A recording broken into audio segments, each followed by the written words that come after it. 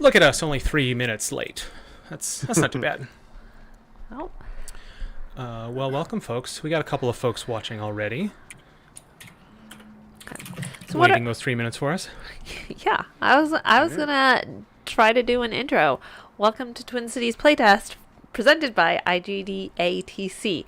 Mark LaCroix, what is IGDATC? IGDATC is the Twin Cities branch of the International Game Developers Association.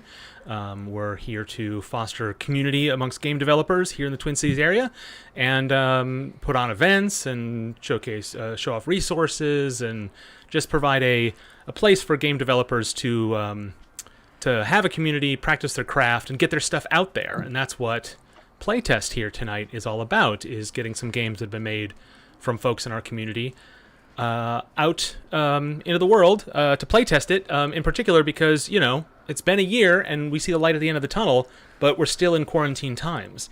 And so it's been hard for developers to be able to play test their work. And so we set up this event for that purpose. And so how do you pronounce IGDATC? Just like that, but with more confidence. Oh, like IGDATC. Exactly correct, yes. Perfect. And that voice you hear is Lane, our co-host, who has rounded up some great games for tonight. Lane, do you want to tease what we've got in store? First, I gotta say, I am just so comfy right now because everybody in the channel has 4-letter names. You know that is very important to me. We have Zach and Joey joining us for a game that I am tremendously excited about. Like this whole lineup tonight, I am maybe a little bit self-servingly because of a certain game coming up later. Very excited. But man, Zach, you okay, I think this is like the third time I've said this on the stream here. But you've got the rhythm, man. You, Peter, and Stefan just keep hitting these really cool game jam concepts. And there's one that you hit a while back, which was this strange, interesting puzzle games. I thought Joey would be the perfect person to guinea pig on that. And it really, I've really been thinking a lot about that. So I'm excited to see where you've come. Yeah, me too. We've had nobody really play test it outside of the team, so this is going to be kind of a debut. And we've just got it to a playable state, so it's a good time for this. Yeah, with a puzzle game, it's so important to know if people are catching on to the ideas you're putting out there. So Joey is going to be play testing our first game. If somebody wants to play test a game later in the, I want to call it an episode, how would they do that? Oh, you asking me? Yeah. Okay. You can check out the link there, bit.ly/TC Playtest. You get some instruction there. But basically, you use Parsec, which is a game streaming / desktop sharing application that's designed for games and low latency. You sign up for an account there. You become friends with the IDGA TC account, and then I believe you're pronouncing that wrong. That's okay. It's up there on the screen. People can read it. Yeah, you become friends with our account, and then you request access to the machine that we're running the stream on, which is named Icebox. And once I grant you access to that, you will have full control over the apps that I've whitelisted, and that includes the games we're playing tonight. And so you'll just be able to play it as if it was on your machine. There's a bit of lag, but it's pretty reasonable. And as long as we're not playing any high stress fighting games, it pretty much is very much like having it on your own machine. So that's a great way for us to get builds out to folks. So if you want to play along, you go ahead and go to that bit.ly link to get further instructions on how to do that. Also, raise your hand in the Discord chat. It's the Twin Cities Discord Twin Cities Discord server, and that link will take you there, so you can join that. And yeah, like I said, you get all the instructions at that point. You can do that anytime tonight for any of our games. But I think we have for our first run, we do have our first playtester. Is that correct? That is darn tootin'. Okay. Okay. Lane, do you want to tease some of the upcoming games as Mark loads this thing up? For sure. Yeah. So as mentioned, very excited to see the puzzle game that Zach is presenting in a bit. And then we have returning here, very good friend of the show, Ben Burns is going to be here with the results, the fruits of the most recent OST jam. For those unfamiliar, this is a jam that Ben himself runs. He will create a OST, a soundtrack, and then people will participate and make games based on that soundtrack. So you get a jam that, instead of sort of being mechanics first, is like sort of emotive first and music first. And so we'll see what he came up with that. And can you say the name of that jam again, just because the letters sound like each other? They really do. They really do. Whoever came up with English and decided that 9 letters should rhyme with each other is pretty dumb. OST, as in original soundtrack jam. And then we have good old me and Steven with the game. Who knows what that's going to be. And then, of course, at the end, we have the result of a pretty fun project. We have a Nice Games Club listener, Anthony, who is working on a game that he made for his daughter. So we're actually just kind of excited to interview him there and give it a little play test and see where he's going with next on that game. Oh. So Mark, I see you hovering around some buttons on your computer. That's right. I was trying to follow along to the T's and highlight which was which, but we'll find out as we go along. Our first game is codenamed Cube. That's correct. Does it have any other name? It's the game. The name we're going for is Suitable. I guess the Cube was the code name, and that didn't really update into the. That's still the name of the executable anyway. But we have 2 builds here. One is the build, and one is the intro skip. Now, why on earth would we skip an intro? Who in the what insane player would have it in their mind that that's a good idea? Well, because it takes a minute to get through it, and if you've watched it once, you probably don't need to see it again, and I didn't spend the time to just make a skip button. Yep. We're real early in development. Yeah, it's building the track as you head along the mountain pass. So, but we'll start with the actual build, and if we give it another go later on, we'll certainly maybe elect to skip the intro. But we may find it so engrossing that we'll want to watch it multiple times. So whoever is our playtester is going to have to request access from in Parsec to the Icebox machine. I've started up the application. All right, I will accept. So you should. Ooh. Whoa. Yeah, Lane, read that. That Oh, is nope. the It's gone. longest sentence that is only 1-syllable words that I've ever seen outside of a game of Glom. Are we going to have anybody doing do voice acting for this right now here in the chat? Oh, sorry. Which one do you want me to do? I had to give this experience to the tank. Oh, quite an experience too. How does something like this create a shop off the grid like this? Any other volunteers? Topical. Sure, I'll take the rope lady.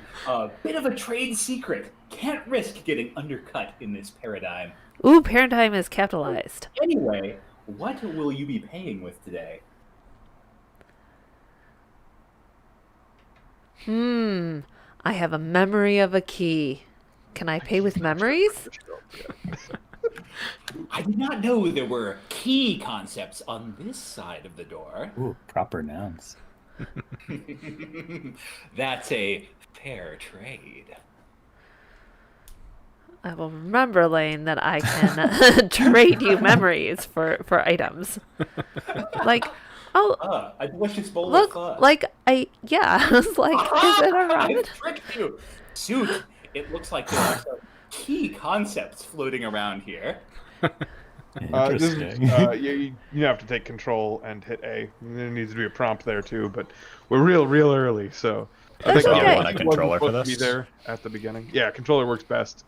Also, your roguelike Red Riding Hood Yeah. looks tiny right now.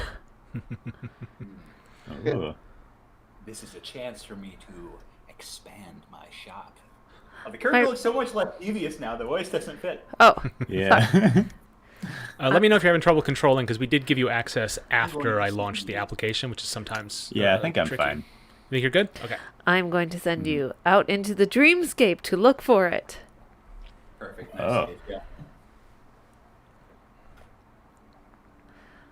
But first, you need to be able to hold on to concepts like the one beside me. Ooh, a tutorial, picking stuff up. Ooh.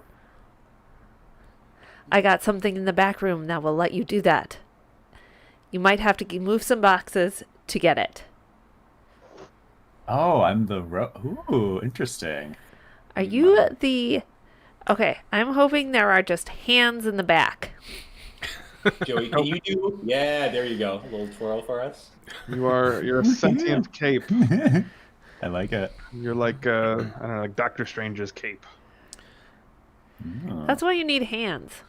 I believe you can talk to that customer on the left, if my memory is correct. Okay. Enjoying a nice bowl of ramen here. Ooh, talk to him. Oh, that's very rude. You okay? You don't seem very sentient. Oh, I'm a silent protagonist, I see. I am going to start using that with people. Are you okay? So Ooh, is probably it- use a Interesting. prompt here, Ooh. but there is a button that lets you X, lets you gust wind. Ooh. X. It's a little finicky. Oh, interesting. And Okay, that lets you okay. interact with stuff. So it looks like the goal since- here is to go pick up that brain. Let's see. Since you don't Yeah, have looks any like it. hands. Ooh. Joey, do you fall when you drop, or Yeah, yeah, so it looks like I can get trapped here. oh, Oh, but then yeah. you can blow your way Ooh. out of it. Ooh. Yeah. Yeah. Move that box so you can reach that brain. Yeah. But Yeah, first, yeah, oh, yeah, you yeah. could get okay, trapped.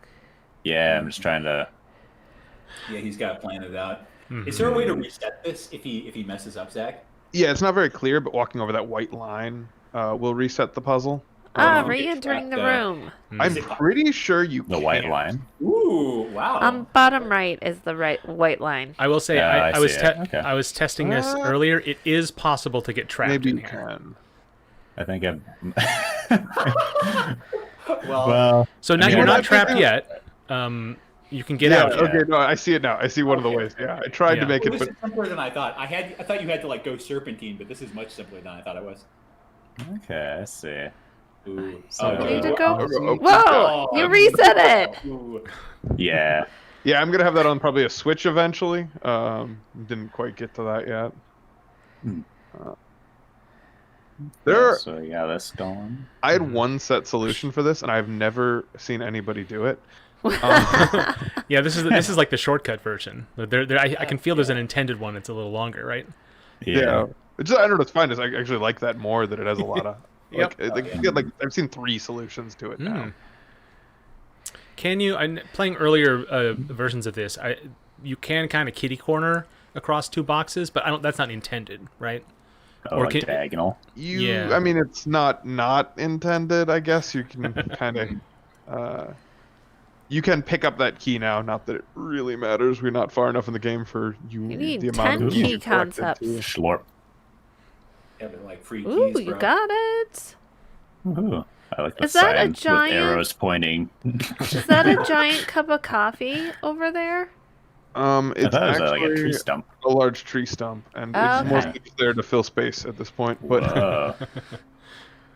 Okay. well, Oh, I see when Either we are I small or that is a very large tree stump. see when I use my right analog stick here. I yeah, like yeah. select these little zones. Mhm. Normally, you'd just talk to that dude, but his dialogue's not super inspired anyway. So if you, Oh, hey! I have never seen bugged you out. leave the ramen shop. Must be a lot to take in. Navigation is a little different around here. Aim with your right stick to select part of the dreamscape and press RB to grab it. You can then rotate to change things up. The gate closed on me. The switches around here can get you through. Yay, switches. I already forgot the controls. I right triggered. That doesn't matter. That's normal. Right button, once you have something highlighted, will let you grab onto it. So if you hold right button, you can then you get those little arrows, and then you can choose a direction with that same right stick. Whoa. Oh, that's cool. Now the world has just opened up. Oh my goodness. Okay, so I was wondering, I saw these little, I wonder if I can do it when I'm standing here. I can't. Well, you can. It rotates everything else, because it actually is rotating the cube you're on. Of course. All right. Little mind-bendy concept there. Yeah. What? Zach, once upon a time, there were like some far groundy objects so that you could see that you're the one rotating, right? Yeah, there was, and there may be again. The background is still a little in progress. I kind of wanted to go with the white to try with this like inky design for the sides, which are super necessary gameplay wise to stop you from thinking you can walk onto things that are like higher on other sides. It actually just kind of blocks it out, little blinders for you. Oh, that's cool. Yeah. But yeah, like there's a little space theme that like showed you the rotation a little better. So we might have to try and find a balance between those things, because I've heard feedback that people like that better. So yeah, for if we have any viewers who've seen a game that looks remarkably familiar after seeing this, you might be thinking of the same one. We've had this here before, but it looks a lot different than it has in previous prototypes. Can you stand on that and blow with your cape? Can I what? Stand on that gray square and blow with your cape. I'm a little bit behind right I'm now. in reach of it. Right, that's Good what I'm call, thinking. Yeah. Whoa. Yeah. Big brain Dale. Jeez. Okay, so let's see if I wonder how far my wind gust. Okay, looks like it's 2 tiles or so. like The wind gusts go. Kinda. Yeah. Joey, Okay, could so- you see if there's anything on that original platform? Yeah. Hmm. Yeah. Okay. Cool. I think Trying we so spent hard. time on this puzzle. I did not realize you could totally just walk off. Don't do that. It will totally break things. I'll try to restrain myself. That won't be hard to fix, but the gate should actually be one back, like on the next block over, not on this one. Ooh. So I guess I'm trying to get up onto this original one now. Ooh, a key concept. Oh no, we're in the original. Okay. Let's see here.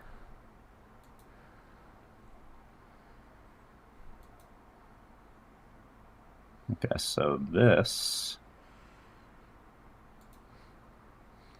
It's interesting. You follow you follow the path around the cubes. It's pretty fun. Yeah. It's cool to try to that switch visualize all this. Yeah. Which is on and which is off. I've been staring at it the whole time and I've lost track. Purple and red. the red is on. Red ones are on. Okay. Is that unclear? It might be that it's like the language of on and off is red and green. But that's not. It's like, I don't know. That's kind of oppressive to a designer. You want to be able to make your own choices. But I guess I was thinking purple and red don't really read naturally to me as either of them as a set. And remember, he's not the one who's playing, so he's not paying as much attention. That's true. It's probably more intuitive to the person who's actually flipping the switches. I just never even thought about that, because I was thinking more like Minecraft Redstone of like powered, unpowered, not on off so much. And so like I was kind of thinking of it like that color is kind of like a clear, but I guess being like a darker red probably would make more sense. Just like pale and bright, but of the same color. Is that what you're thinking? Yeah. Yeah. I mean, eventually you'll have to contend with accessibility issues, but you can cross those bridges when you get to them. Yeah. The wind effect is a little touchy. I don't like where that's at right now. It's just something I haven't had a lot of time to mess around with. It's you have to kind of be standing still to make it work properly, and it's a little uncomfortable. It doesn't feel great. You've solved it. You've gotten through. Did you grab the key on that side? On which side? There's another key you said you saw? A key concept? Stop giving yes, hints. I needed to try to find a way to get onto like the high ground here. Yeah, that is just the only puzzle. This area is kind of a way to test out the clipping mechanics and stuff. And I had not actually put any puzzles here. That is the whole game. Back there, but grab on the one you're on and try and rotate like to the left, so you go inside of the blocks. What do you mean going inside of the box? Grab the one you're on. Yeah. And click it, just like grab onto it, and then rotate it towards another block. No, I think there might be a delay here in the video. Yeah, the left and right was the only option. I guess I'm looking at the Twitch. Yeah. You're saying there's am I supposed to? I'm like 45 seconds behind, I think. Yeah, Twitch will give you sort of a random delay if you're just watching on the stream. Oh, I see. So now I can access the side of the immovable block. Interesting.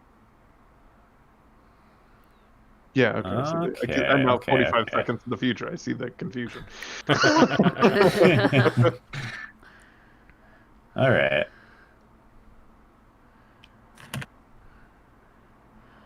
I think when you're over a block that'll let you rotate it 4 ways. I think that's what he's referring to. But this run that you're looking at only goes left and right. Yeah. I didn't want to. It's a little tutorial barrel, I guess, where you don't ever have to worry about things clipping into each other. And so, Zach, how have you worked that out? Does it actually what does it do? Which part? When it would basically smash you between 2 blocks. Yeah. Okay. So that's fun. It's it's real hacky, and it kind of has to be.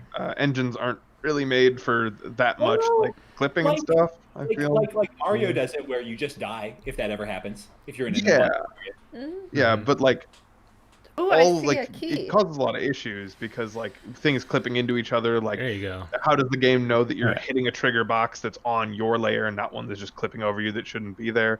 Yes. What I've done is I've set up. I've called it pinecone physics, just because of the shape that it makes. Is essentially the angle that the parent object is at, the face of each of the cubes and all of its children, because that's what everything attached to it is.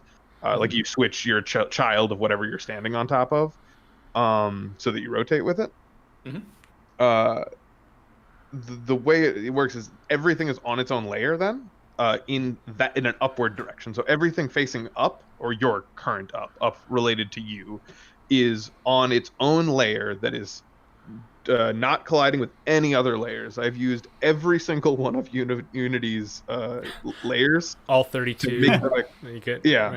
To make them a collision layer, so that when it rotates, it just changes everything to a different layer, so that things don't clip into each other. And the systems are restrictive enough that it never hits into anything, as long as levels don't ever get higher than 6 blocks. Sure. Okay, what if you're on a grid of blocks that is 2 by 2, and you rotate the block that you're on into the ground, basically smashing you between 2 blocks? That works. Whoa, you go there. You can be inside of those. So here's your opportunity to get into a block, I think.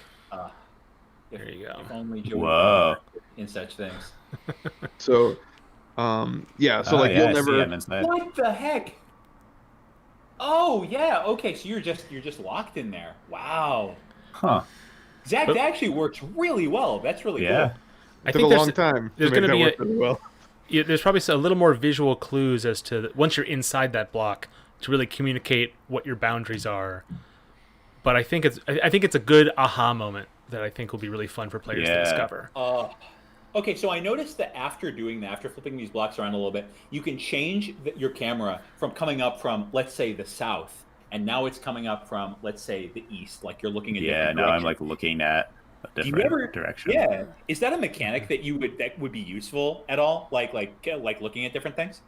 I think I'm gonna just kind of go the cheap route and eventually add a button that just switches your angle you're at. Yeah. It's always going to be locking it to one of the directions because we're, the top-down aesthetic, and I don't want anybody messing with the cameras too much.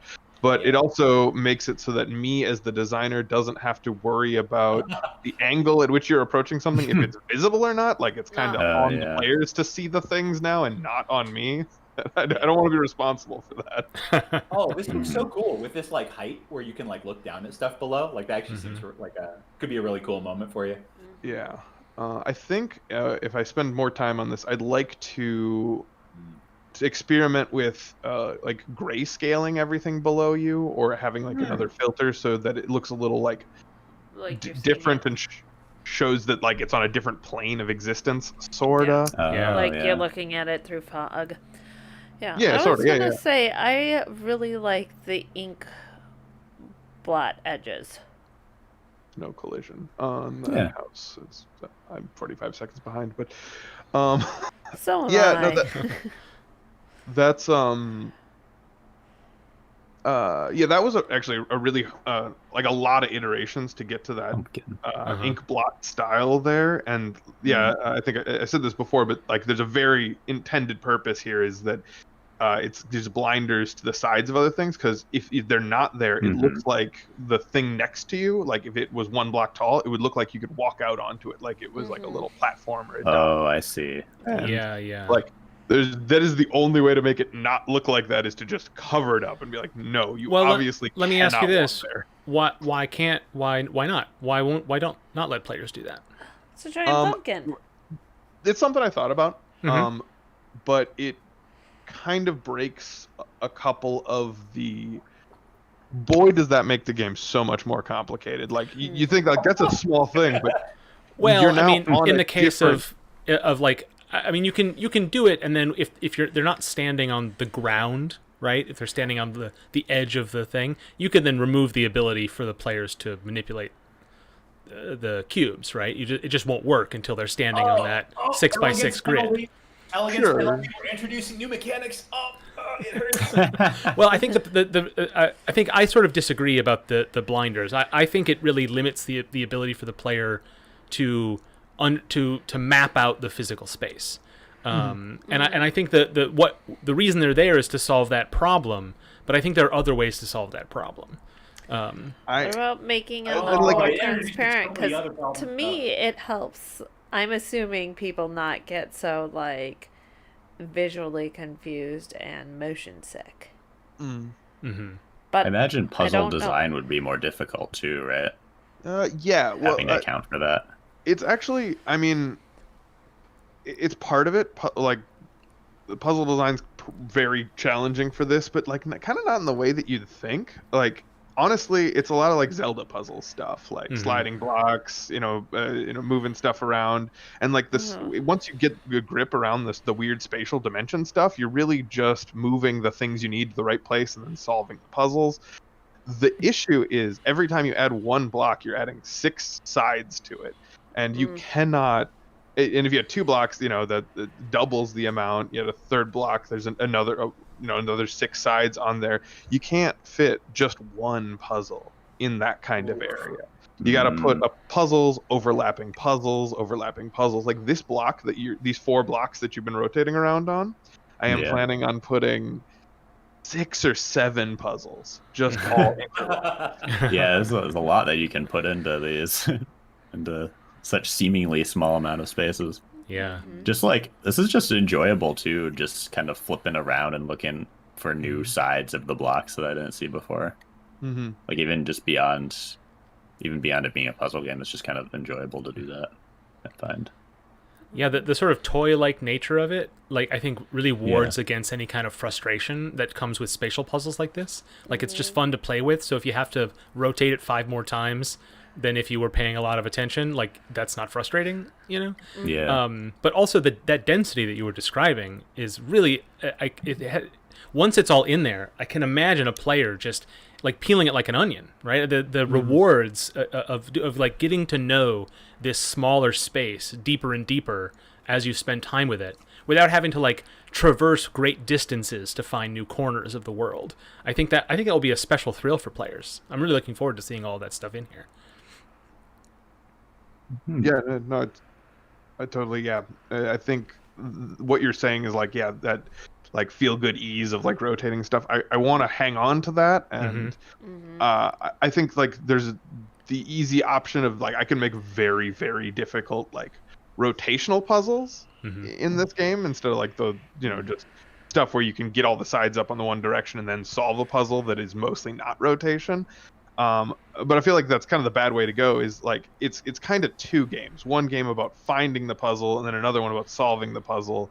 And while there will be rotational aspects in some of those puzzles, I feel like I want to make the rotation kind of free so that you're not constantly like having to like battle with like remembering what sides are which and which, because I want it to be like not super restrictive on your motion so that you can use this as a movement tool, not a movement impediment. Zach, can you tell us a little bit about like what other features are in this game? Currently? No, as in like the future. I see. Yes. No. Yeah, that's it. Well, it's kind specifically of like, what I'm wondering is as Mark mentioned, as people explore, like there's going to be a lot of reward for people figuring out new ways that things interact, and the number one thing that I think that brings to my mind is Metroidvania type stuff. Do you unlock any sort of like new traversal options or new ways to like open doors, let's say? That is definitely a thing. Like it's gonna be the grander concept. I don't know if that grander concept is actually going to happen. This is really ambitious, and like even with what I got now, it would be hard to make a full game on the funding and team that I have. But if like that whole vision were to come together, then yeah, it would be essentially an open world game. A very small open world game, but you could go back to the start here.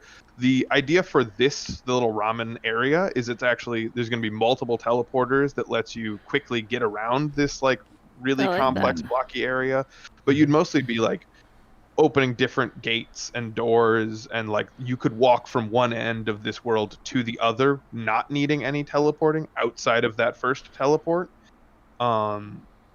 Yeah, that's a real Metroid style thing where it takes forever to get to the end of the path, but then once you've unlocked all the doors that it took to get there, you've basically made a ton of shortcuts for yourself to get back. Yeah, exactly.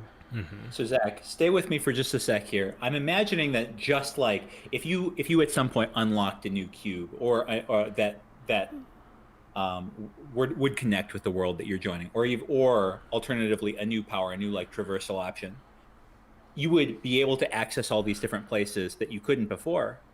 But what I wonder is, how do you convince a player that they can't already access those places? That makes sense? Because I think this is a thing that we run into with like any game with like a jump height, for example. Players are going to try to jump up to that layer to see if they can make it. And then when they get the jump boots later, then they know to come back to that spot. But here, people have all these different rotational options to try to get there themselves and puzzle it out. Do you have any ways to give hints to people that they can't actually get there yet? Well, I was actually thinking about, I didn't want it to be super restrictive or like a lot of the big areas. I think like the Metroidvania stuff will be their big puzzles that you don't have the tools to solve yet that are kind of interlaced in there. And it'll be a struggle to like make them not like people stay and try on those forever. But I think like, so it would be a thing you'd want to make obvious is like, this is a thing you've never seen before and you touch it and it does nothing. So like, move on. But like for the like area locking, I think I'd like to focus more on these keys that you're picking up. Is you need an amount of keys, not specific keys, and you can then go to a new area that has mostly self-contained mechanics, that you can then bring back to the main area and like reuse those mechanics. So you don't necessarily need, you definitely don't need to complete area B, the stuff from area A. How that's structured is going to be a little different. You'd want it a little linear at the beginning, I think, because, you know, tutor that experience for the more complex stuff. But then eventually I just imagine it, you know, like a 4-way branch, like, yeah, pick where you want to go. If you get stuck, you can back up, go to a different puzzle area. And it's a lot about like the freedom of exploration, I think needs to be accented on a game with such an exploration mechanic. Yeah. Are you planning out some moments where like you like see off in the distance, off in the like 3D background, for example, like cubes that you haven't been to yet? So I did. The visuals and like distance you can see has changed a lot. To the point where I haven't really considered what that's going to look like anymore. For like example, you could used to be able to rotate around and like look at stuff around you, like zoomed out, and get like a good sense of things. And That's a happy face. It was slowing things down way too much, so he removed that. But that used to let you like look at really distant cubes, so we don't really have that anymore. And you also now can only see things below you, or on your level, because if you're inside of something, everything above you is completely invisible. So like I guess like things kind of sitting out there in the distance could be a thing, but with the current design, it would be very hard to see. So I don't know if I have that like Legend of Zelda or where you like stand over the cliff and look at your big open world, and that's when the title screen rolls. Not with this current iteration anyway, though. That might be something I want to look into. In previous versions, when you did have a much wider view camera and the mechanics were different and the camera was free flowing and all of that, those versions of those demos felt to me that much more about the goal being to get from A to B, to travel, right? And that's what that visual presentation lends itself to, that kind of goal for the player, independent of what the mechanics actually are, right? And so now that we don't have that, I don't necessarily feel motivated to get to the end when I see this play. I mostly feel like my motivation is to see every side of every cube, right? But not in any particular order. So I mean, I'm guessing that's your intent. Yeah, no, it was definitely. It's been something I've been thinking about and talking about a lot lately. Is the difference between like exploration and adventure and traversal and like. I think exploration is a very specific thing. Yeah. Like having like I feel like it's used a little catch-all sometimes, but like it is really just kind of a very specific essence. Like there are many of huge open world games that I don't want to explore because they are mostly empty. It's like, yeah, I've found a new hill, but it's just another hill. I think I don't feel like I have found anything. And I feel like exploration is not knowing where you're going to a place and discovering something new, and being rewarded for that. And so like anything I can do to make that loop more potent is something I want to add to the design.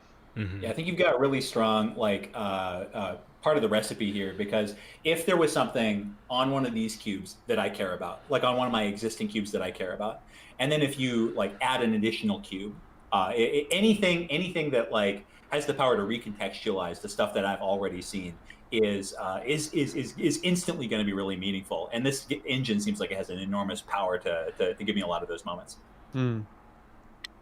Joey, I really appreciate you trying to break this. I have also spent a lot of time doing exactly what you were doing. Yeah. And, I have not seen anybody clip through the corners like that in a long time, but used to be a big issue. It took a long time to get it right Seems there. pretty airtight, from what I can tell. Wow. I mean, I think players will... even in a polished final state, I think players will irresistibly try to put one foot, straddle the line and see what happens. You know, and that, I mean, that's not just a visual thing. That's like a design thing. Do you want to encourage players to do that, or does that feel a little bit like they're, like, you know, like those more than other types of games? Do you worry that players will be trying to clip through things because that's part of the mechanics? If you really, like, honestly, if you really want to clip through something in a video game, and like you have the effort to like learn how to, like, the complex like speed run kind of clips are done, like, you deserve that. Sure. No, of course. That But I mean, really this kind of graduates that, like, it immediately goes top of mind to even the most casual player, I suspect. Totally. You know, like, there are polished ways around it. Like, when a player gets near the border, you could have any nudge have them step fully across the line back and forth. You know what I mean? Like, that requires some animation and character controller, you know, polish that is probably last on your list of to-dos. But I could see a lot of players finding, you know, just the first thing they think of is how they could break this, because it already is kind of the language of breaking the world is part of the mechanics. So you can lean into it with I know you're going for a fantasy aesthetic, but, like, you know, you can lean into some of the aesthetics of, like, glitchiness or how, like, buildings clip through the walls as they appear. Like, you can make that part of the aesthetic of the game, or you could work really hard to polish the animation so that it doesn't give the player that sense. Or you can have a kind of a sort of aesthetic irony or something. There's a lot of different ways to approach it. I think just investigating what players think it is, I think it might be a bigger challenge than you expect. I mean, it always is for everything, but I think in particular here, because this is such a new way to look. I mean, not that it's like the newest thing on planet Earth. I think people will understand it, like, relatively quickly, even if they don't quite get good at it quickly. But it doesn't use a lot of the same language that people are used to, so they're going to invent their own as they play. You know, and you're not going to know what that is until you do a ton of playtesting, more than we can provide you tonight, certainly. Totally. Yeah, I'm that kind of player. Like, I am the kind of player who's like, wow, I look at these two things and I could totally break this in half. Like, I crash games all the time because I'm doing things that nobody should do. You're not supposed to do these things, and I get a lot of enjoyment out of that. So I'm not going to be the one to, like, slap that out of players' hands and be like, I guess playing my game wrong. Well, I mean, I guess my question is do you want to make that part of something you actually encourage players to do? Yeah, I'm definitely not instead of just fight not really denying them. It's not something I'm gonna, like, really focus. Like, I'm building a really complex and as tight as possible system within like, you know, bounds, but I'm not even going to be able to. Like, it is not feasible that I could even iron out all of the loopholes that are going to be in every puzzle I make. From, like, there's going to be an extra solution to every puzzle I make because of how complicated this rotation is to figure out. Like, it would be so hard to, like, perfectly design this. There's only one solution to everything, and there's no ways to, like, get enough height to, like, jump to the solution or whatever, and that's fine. Fine. You couldn't even make one solution to your tutorial level. Nope. Alternate solutions are awesome. Zach, before we go, question for you: what is the next step for this game? Who are you working with, and when do you expect to announce next steps on the game? The team has fluctuated a little bit, so I'm not sure who still considers themselves a part of the team. COVID hit while we were working on this, and a lot of people just had to duck out. It's not relatable at all. Yeah. But Stefan and Dalton helped me program this, and Peter has been. Dalton Hildreth? No, most people here don't know him. He's popped in a few times to some IGDA meetings, but he's not super big in the community. Sure. But I do a lot of game jams with him. All around cool dude. And then Peter has been helping with some of the more advertising and business end stuff of this. I got us a trailer for VGM Con this weekend. Can't wait. Yeah. I have a question too. to Joey, how's it feel? I don't know. What do you think? What are your thoughts? Yeah, like I said, I mean, just kind of like trying to play with all of the different configurations here and look for, hidden pathways, I suppose, has been really enjoyable. I think it has a lot of potential as a puzzle game, of course, right? Because, it kind of makes you have to sort of keep this model of like the 3D space you find yourself in and kind of try to logic your way in these, spatial puzzles in kind of a different way than I'm used to with games like this, or with puzzle games in general, I should say. So, yeah, I think the idea is a really cool one, and it already feels very nice to play around with. So, I'm enjoying myself. That's good to hear. That's what you want to hear. Mm-hmm. For a first playtest, this is the best first playtest I've ever had. Right. It worked mostly. Yeah, you always want to have a playtester who like really puts it through the ringer, but you can't. All your playtesters can't be like that. But you do need at least one playtester to do that for you. Yeah.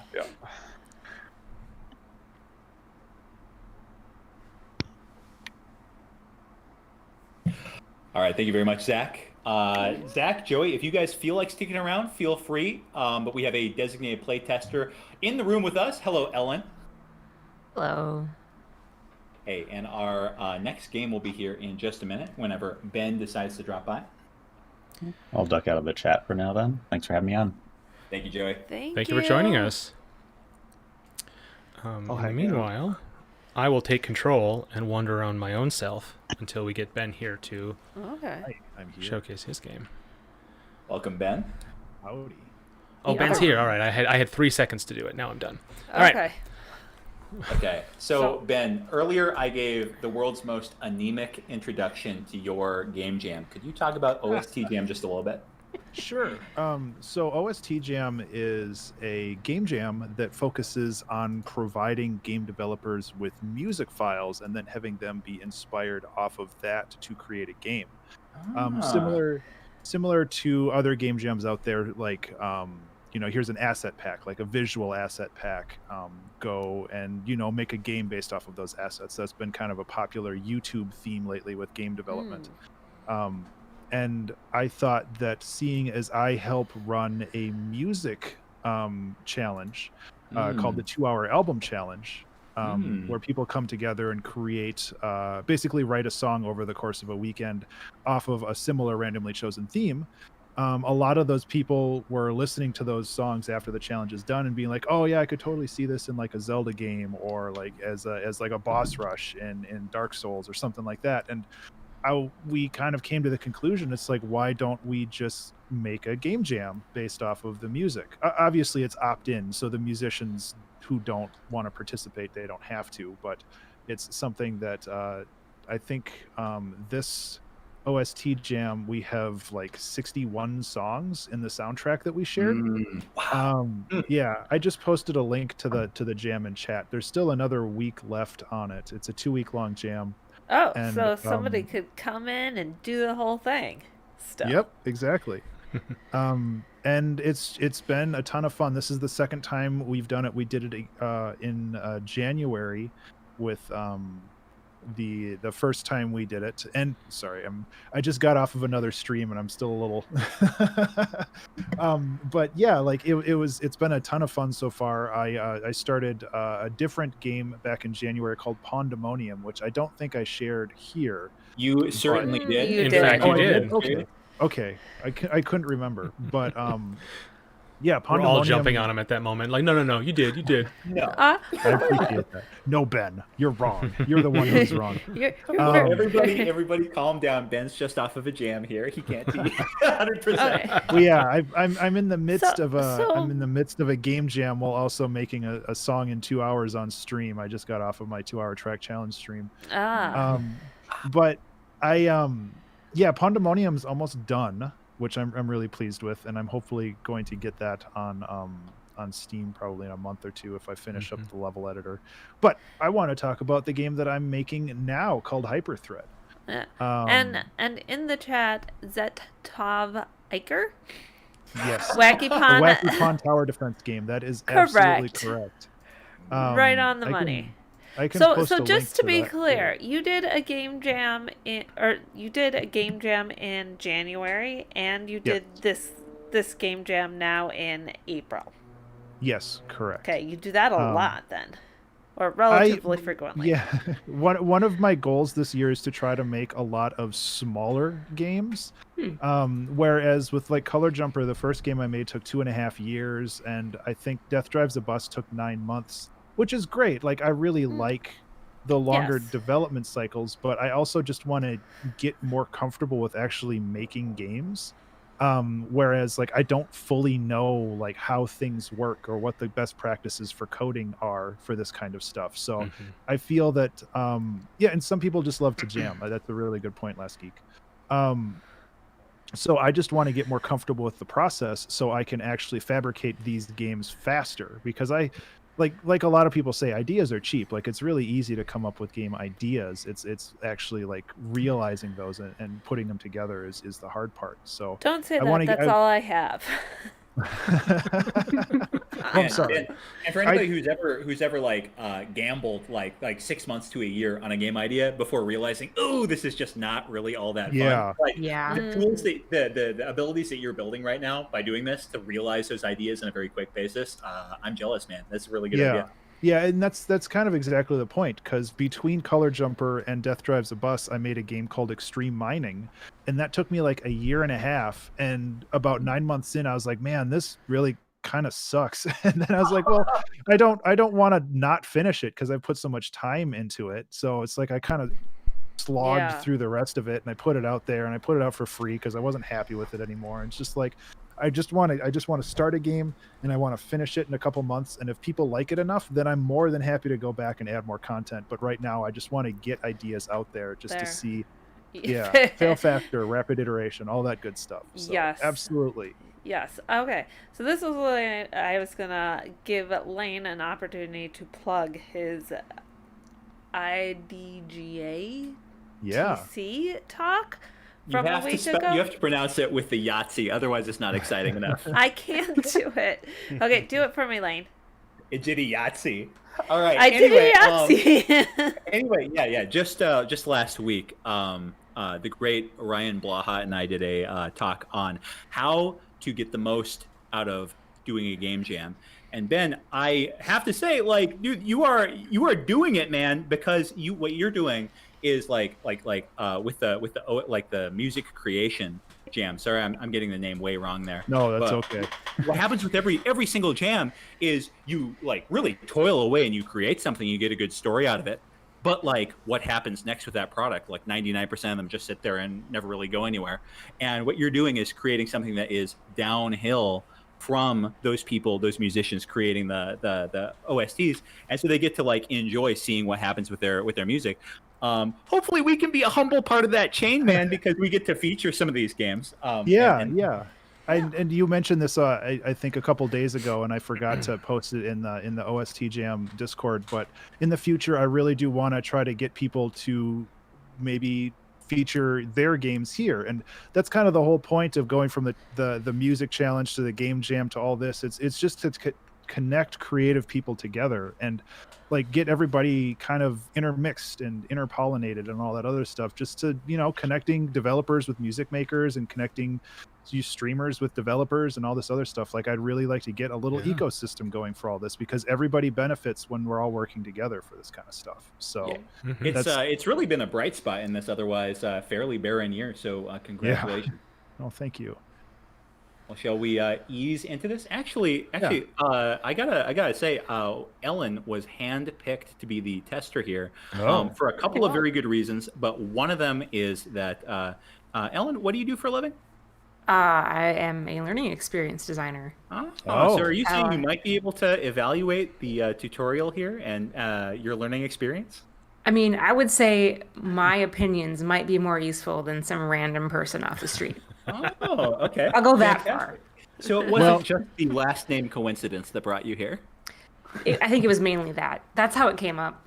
Is a little aside, but I spent 8 years building e-learning modules, so I know a thing or two about instructional design as well. Wow. There you go. I Speak the didn't same know. language. I hope they weren't bad for your sake. They were for department stores like Sears and Cabela's and other stuff. So I got to learn a lot about how to sell a washing machine. Ooh, yeah. Ooh. But that comes in which handy these days. Yeah, actually, it was interesting, but at the same time, it was like completely useless knowledge. Having said that, I made the tutorial today over the course of like 2 hours, so it's probably not perfectly smoothed out, but it should at least give you an idea of what to do before throwing you into the actual game and probably being slightly overwhelmed. So I can give you the elevator pitch for Hyperthread, and it is cookie clicker mixed with an action like horizontal shooting game like you get in a mobile game where you have to like shoot a projectile through like weave it through like shields or something like that, moving obstacles. Okay. But cookies. So, well, cookie clicker is a genre called an incremental genre where you basically have to accrue money to spend that money to make more money. Mm-hmm. It's like, Just like I think real a more life. modern version is like Adventure Capitalist on mobile and stuff like that. Yeah. Yeah, I was Cookie hoping for Clicker- cookies. I have to be honest.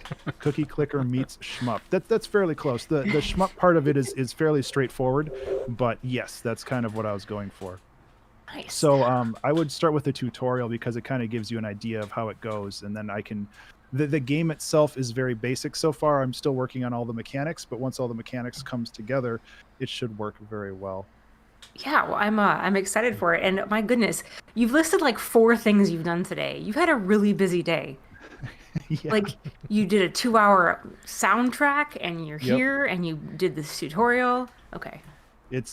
I'm usually very busy, which is good and bad. It's better than being super bored, but it's also sometimes it's nice to have a break. I also like have a day job, which thankfully I can work goodness. from home for, and it's been a slow day, so I was able So, to do the Ben, I tutorial just want to instead. drop in and say I was testing this game earlier, and there's no audio. I assume No, that's not not yet. how it's supposed to be. No audio yet. Okay, so it's not a mistake on our end. Yeah, No audio it's, for OST Jam? listen, I'm confused.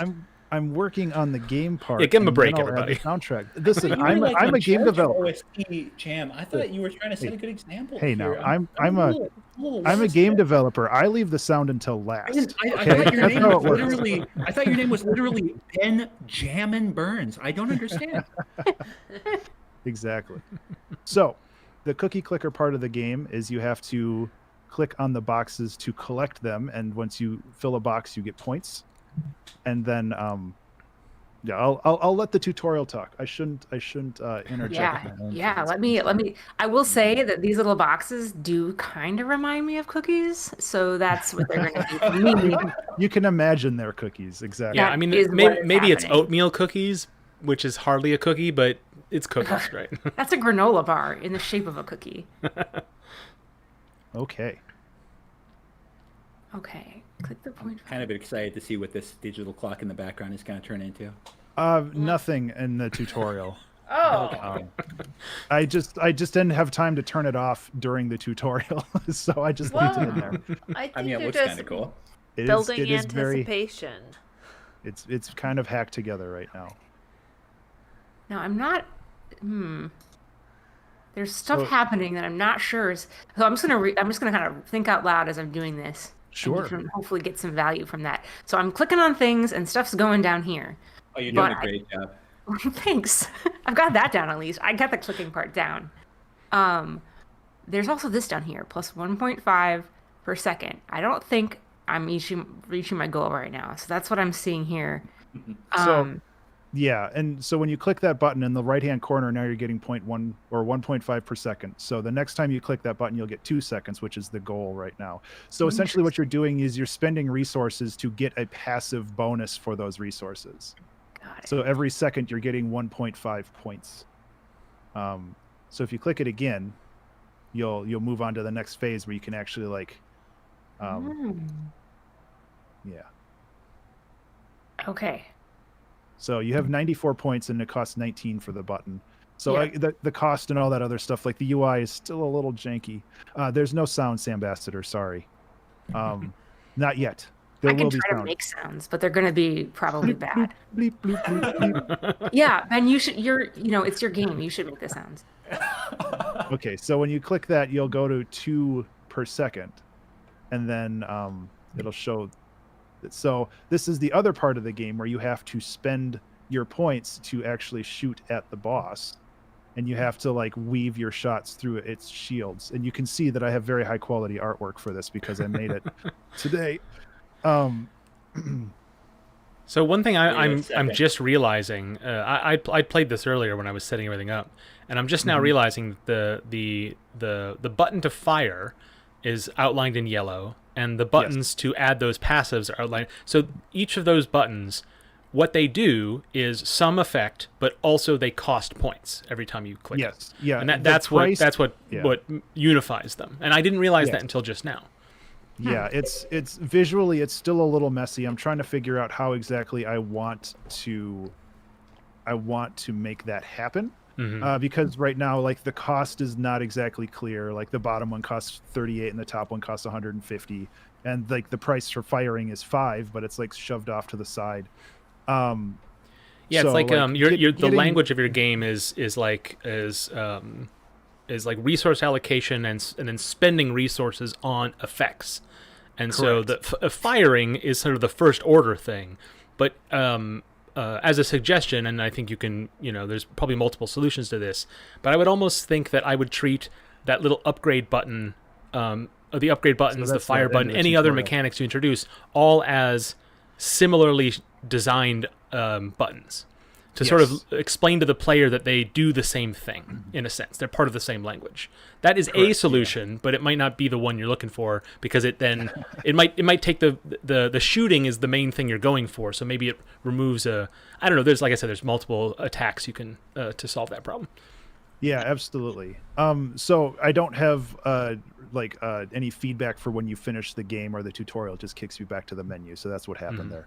Yeah, I gathered that. I just wanted to run through it again because I thought I understood what was going on and I wanted to confirm it. And also, you guys were chatting, so it's a good thing I do. And Lane was making fun of me in chat, so there's just a lot going on. What? Yeah. That doesn't sound like me. So visually, I do want to make the buttons a little bit easier to kind of understand as you approach them, and you want to be able to read them quickly. So buttons that aren't interactable are gray, and the ones that are yellow. Unfortunately, the fire button's a little busted right now. It's always yellow, so it's another thing I'm trying to fix. But yeah, I think that another part of the incremental game style is the numbers usually get obnoxiously big, like in the millions or billions or trillions. Yeah. And I want to make sure that I have design space for those numbers to get large without cluttering things up even more. So there's definitely some things that I want to make sure that I am planning for before I start, diving down into some of this other stuff. But you are correct that right now it's not exactly visually readable in the same way. Or I hate the word. That looks like a skull on a bunch of moss. Good. Okay, and I was gonna read. Oh, you have a time limit here. Ooh. Yes, and that's the thing. That's what the timer's for. There's ghosts. It's not about the it's like incremental games are usually something that happen very quickly, or slowly rather, where it's something that you set it and then you kind of forget it. You come back in 2 days and you have like 36 trillion dollars or whatever. Whereas with this game, it's more kind of an action roguelite where you're trying to get the money and spend the money as fast as possible. Okay, as a big fan of this genre, I am so happy that you're trying something like this, because I totally actively do seek out cookie clicker type games that do have a defined endpoint. Very cool. But then I'm also noticing like 3 or 4 different things that you want to be paying attention to, and it's not really clear what the best one to focus on is. And I love that. Yeah, oh my God, I'm totally not gonna make it. It's actually pretty hard, so don't feel too bad. No. And the ideas that I have for this are actually really interesting, because one thing I want to do is after you beat this boss, you might get a selection of buttons that will allow you to maybe get money faster or give your shots like a spread shot or something like that. So there's a lot of interesting design space to explore here when it comes to how you can do this, and how you can like incrementally make the game more difficult and also make your character more powerful to deal with that. I got a question. So like with a lot of these incremental games, the next step for this kind of thing is to automate the thing that is the main gameplay loop and just let you go off on there. I already have that programmed. So you're going to be able to purchase the like auto shoot? Yes. I will post a GIF in chat from my Twitter that shows that to kind of an obnoxious degree when I was testing it out. Yeah, here it is. But yes, I have a system that allows you to purchase basically an orbital that zaps the guys or the boxes for you, so you don't have to worry about that anymore. You just have to worry about lining up your shots, or possibly you can maybe introduce some more complex puzzles that pop up that you can solve that are worth way more. So instead of clicking a box, maybe you do like, it's a dumb example, but maybe like a simple math problem or something. So you're like trying to do addition and subtraction while also yes, like getting the crazy context switching is really what I'm looking for here. Ellen, can you click super fast, or is there a limit on that? There is not a limit on the fire rate right now, no. But it costs 5 every time you shoot, right? Yes. So Yeah. But if you hit, it gets refunded. That's what I have so far. I didn't even notice that. I was just too busy trying to shoot this.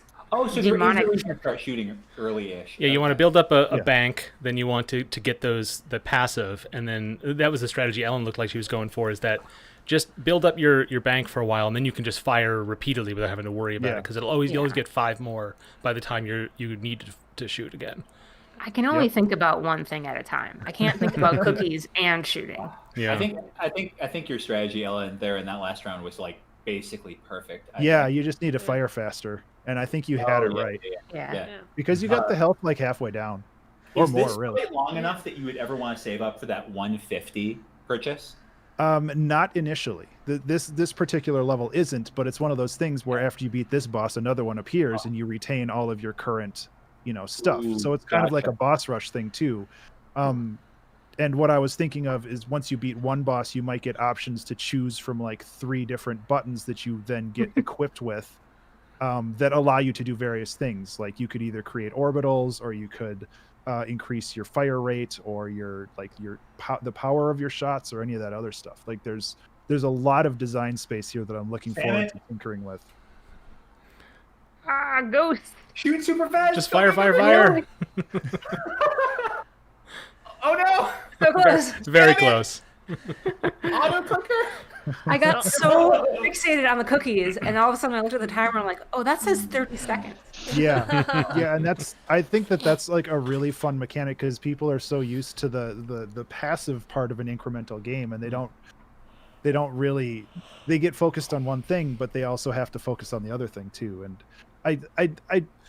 the idea of like this context switching, like multiple WarioWare kind of mini things going on at the same time is a lot of fun. Yeah. But it's also something that has to feel unified. And I think that in this particular game, things do feel pretty unified. Like it's all pointing towards the same goal, even if it's kind of frenetic in the way that you get there. Mm-hmm. I think, like, just a total random stab, but I feel like this theme that you have of like just the bits flying back to you and the refunding bits when you hit something, like all that feels like it makes things feel more connected.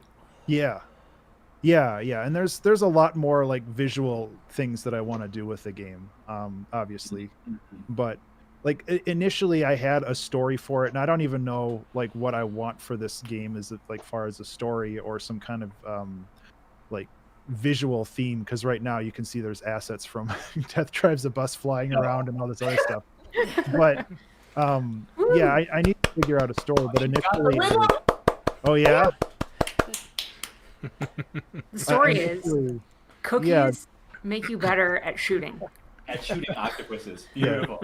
Write it down, folks. Absolutely. So this is a game where like the numbers and the balance and how all that's something that has to be fine-tuned especially as you want to add more absolutely. mechanics, because I think once you get that passive working where you get 5 back as soon as you can fire them, then you no longer have to divide your attention. And you may be doing that on purpose. That may be like a goal, is to get everything singing in a symphony until you no longer have to be distracted. Or Yeah. the goal could be always the player should always be distracted and have to maintain the symphony. You know what I mean? And then Yeah. the reward only comes when you win, rather than getting the full. Like, that's a different experience, right? Oh yeah, absolutely. And one of the nice thing about incremental games is that there's always a push and pull, especially when you bring in the element of like a roguelike where you are kind of progressing, and so is the enemy. So you might get into a position where you can like breeze by 1 or 2 of the bosses, but then the bosses catch up and they become too hard, and then you have to go back to kind of grinding and figuring out how you want to strategize the items that you have and your income, whether you want your income to be automated but slow, or you want to manually do it but it's way faster. Small changes to the boss's health or to the like boss's defense or the amount of time you have could very greatly change like what you want to do. On strategy level. Will you be able to see what sorts of enemies are coming up so that you can plan around that? I don't have any other enemies yet, but yeah, I would like to have similar to like a boss rush style game. I would like to have like each boss has its own unique personality and defense system. Whereas with this one, like it has kind of destructible and indestructible shields, but you can also like that system is very flexible right now. So I could have like really wide shields that take damage, but once you destroy all those shields, then it's completely defenseless. Or you could have something where the shields move around really fast, but they have a lot of them, so you have to really kind of sneak it through.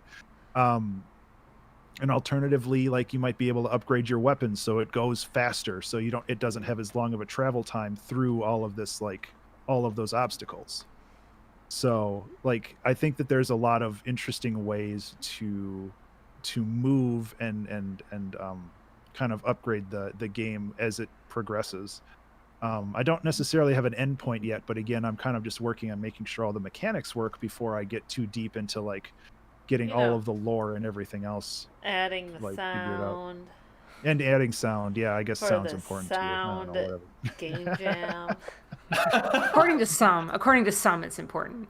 I feel like the set end for an incremental game is you've just absorbed all of the resources in the universe. Yeah, yeah, and that part of it, as I recently played an incremental mobile game called Space Plan, which Go. I mean, who's to say what really happened at the end there? That could have been a victory.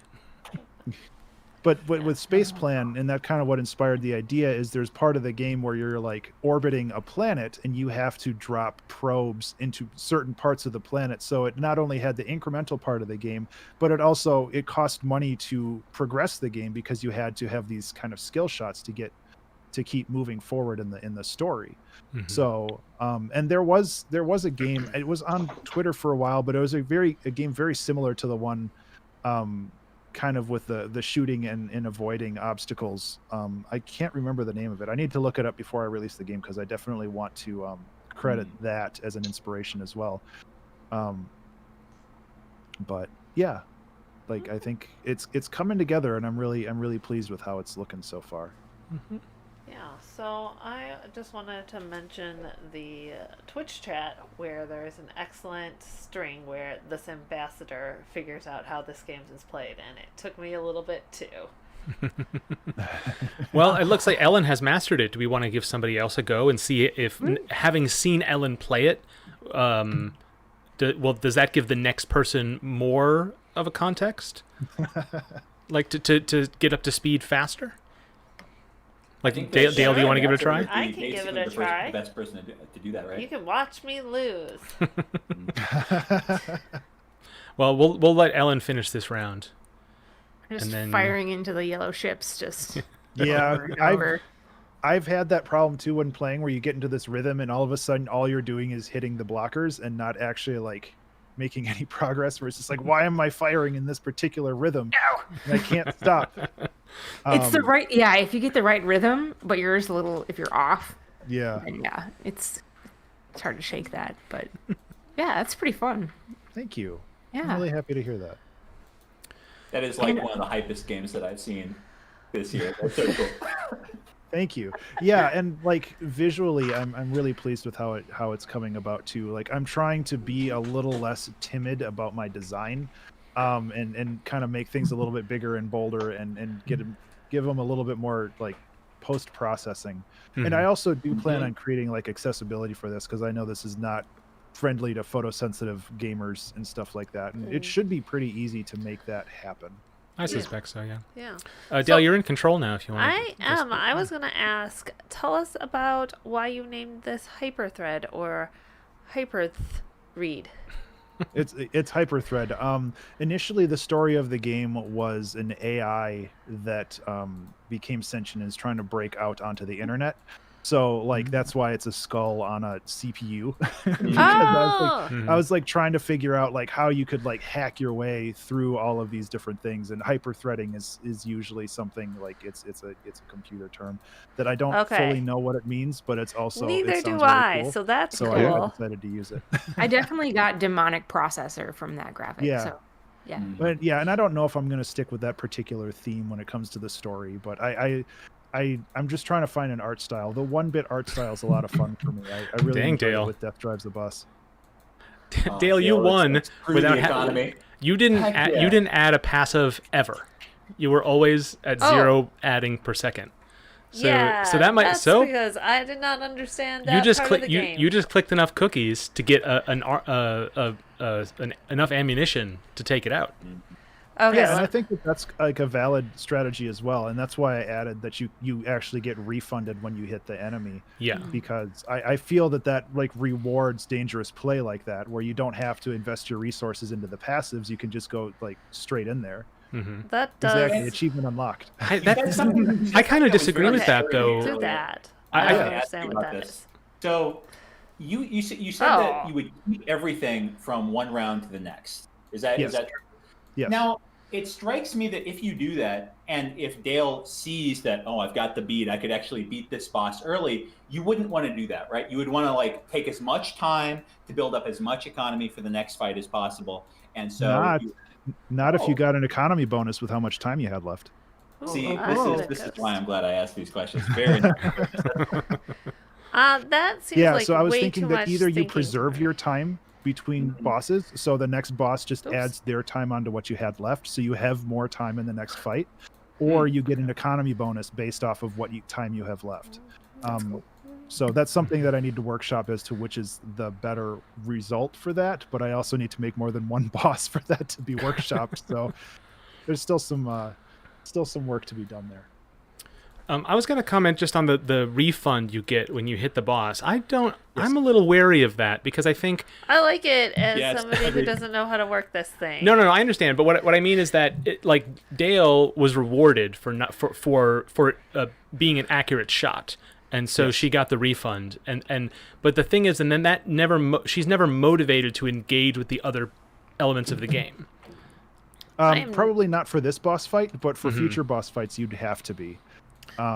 Simply because it costs it. If you get an upgrade to like maybe have your bullets do more damage, in that case you're going to be you're going to be paying more, and probably not getting all of your money back when you do it. So I feel that you eventually would have to strike a balance between growing your economy and also making sure that you have proper aim. No, of course. I guess the reason I would want to introduce that restriction earlier is it's like how games like brawler games like a go with me on this, like a game like the Batman Arkham games, when I play those games, I'm always just I'm just hitting square until they're all gone. That's how I play games. And here's the thing, the game will always let me do that. And so there are a few times in the game later on where if you engage with its proper combo system and use triangle sometimes, I mean, I'm exaggerating, but that's like not a thing. For the most part, it doesn't require you to do that early. And so when it wants you to do it later, I've been given too much positive reinforcement that like this simple thing works. I'm not. Whereas I think if it had stymied me earlier in the game, that you can't beat any. This is why I like the way Spider-Man does it better than the way Batman does it. Is that it motivates you to get on board with the mechanics. And so that's what worries me a little bit about the refund. I think you can make it so the game isn't punishing in the beginning, but I think making sure the players understand the full scope of using the system early prevents them from getting frustrated. This is just a supposition I have, obviously. Oh, that's no, true. It makes absolute sense. Yeah. I completely agree with you. And I luckily the way that the mechanics are set up, it would be pretty simple to change that, where I could reduce 30 seconds from the clock, so it forces the player to use the passive income before they become too reliant on just shooting. I could also increase the passive bonus to be like just 1 a second instead of 0.5 a second. So that scales faster as well. Sure. I think I think the refund is what is, I think, where the Gotcha. I mean, there's obviously something fun about that. I appreciate that, but I think that particularly because the way that the language that you use this game is you collect and you spend. You collect and you spend, and I think the refund seems a little bit outside that world a little bit, and it lets me step away from it in a way that makes me. I'm not thinking in those terms anymore. Each shot isn't. It's the risk I'm taking is how good of a shot it is, rather than how much am I willing to spend right now. How close to the line am I able to get? Can I passive back up to 5 before I shoot again? That feels more like what this game is. That's what seems more interesting about this game to me. Whereas I feel like I could just be a really good shot, and then I could even. I mean, obviously, I don't know how the other bosses work or other constraints you'd put, but I would personally be very motivated to just try to be a good shot and as much as possible, and lean on that. Also, that's just how the boss reacts to being hit is just one dimension that you can play with. That's true. With this early boss, that'd be kind of a fun thing to do. And then that's away. actually a really good point, where you could have like a reactive feature to it, where sometimes when you hit them it gives you money, or sometimes when you hit them it creates more shields. And I think that there's a really interesting way that you can go about that and figure it out. And then you can add lots of new mechanics and new language without feeling discongruent. I think that would be really good. Yeah, and that's one of the things that I really like about boss rush things like this, where you can give each boss a particular kind of its own particular feel, and like you could have like a heavy tanky boss that takes a lot of damage and creates more shields, and you can have another boss that maybe slides left and right so it can actually dodge your shots by itself instead of having to worry about shields and all of this other stuff. That would end me then. I do. I like the skill ceiling that it kind of raises the skill ceiling that like it's less of on a puzzle level. Is the answer to when is it okay for me to start shooting is technically immediately if you're good enough. And I kind of like that, is like you don't have to like sit there and make that calculus. Like if you could play that center game of trying to like send stuff down the line if you're good enough right when you get 5 or Yeah, so it's like what Dale is doing right now. Spacebar fire as well, because like moving your mouse down to the fire button is kind of a pain. So being able to click while also hitting the fire button, like as the spacebar, I think would be a nice way to kind of bridge that gap too. So you're not moving. Sure. So it's more about mental load and less about like physical dexterity. Well, it could be either or. Like one of the accessibility options that I want to do is just have a button that if you click it, it collects a random square. Like you don't have to move around as much, and that might diminish the challenge for some people. But some people don't like or don't have the accuracy to move and collect all the little squares to play the game, and I want to make sure that it's accessible to everybody. The question is do you want to use that moving around with the mouse as an element of the challenge, like basically sort of duck hunting kind of like, and then introduce accessibility features to make it more accessible to people who that's a struggle for, or do you want to reduce the game's mechanical reliance on that kind of thing for everybody? Okay, question. Yeah, and I mean, it's right now it's all kind of up in the air. Yeah, both are good approaches. Right? I think these are really good points to bring up, and that's why I love these playtests, because it actually does bring this stuff up. You can iterate more. Yeah. I mean, also, that you think about this as a clicker, it would be an excellent mobile game. Yeah. right? Yeah, it would be yeah. probably quite a bit easier as a mobile game. Because Yeah, you don't but have to you move your introducing hand as more controls or like I was thinking about like adding to your passive. I'm thinking of like an MMO, right? Like you've spacebar to fire, but then whatever other buttons are available can be mapped to 1, 2, 3, 4, 5 or whatever. Yeah. That might be interesting, but then it becomes less and less adaptable to mobile in a way where it feels the same. So yeah, you just got choices to make, but you've got a lot of good ones. Yeah. So Ben, Yes. Ben, the tutorial I thought was great. Oh, thank you. Yeah. I really I appreciate didn't play that. it. I watched Ellen. And apparently Well- that was as good as a tutorial. Well, you caught on well because you did great your first time out. I think it also helps that I am good with a mouse. Like, I think if I was playing with this with a controller, I would be very bad. Like a controller with a cursor. Yeah. Yes, exactly. I can see how that would get People a would little hate that. frustrating right now. That sounds like an excellent thing that an evil computer thing would do.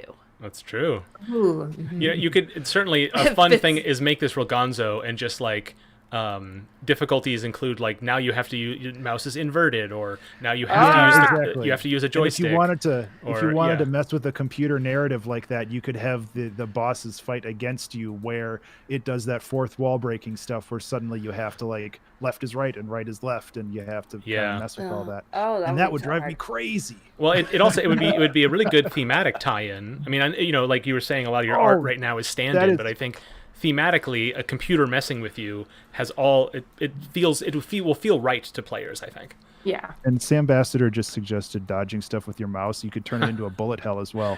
Yes, for sure. That's a great idea. Oh, I don't Oh, like that's that. terrible. I love it.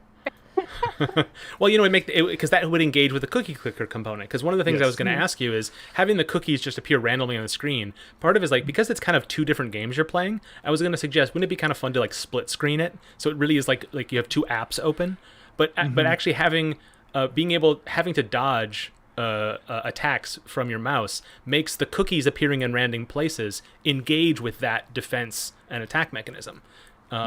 In a way that makes it how you have it now, really leverages how it's working already.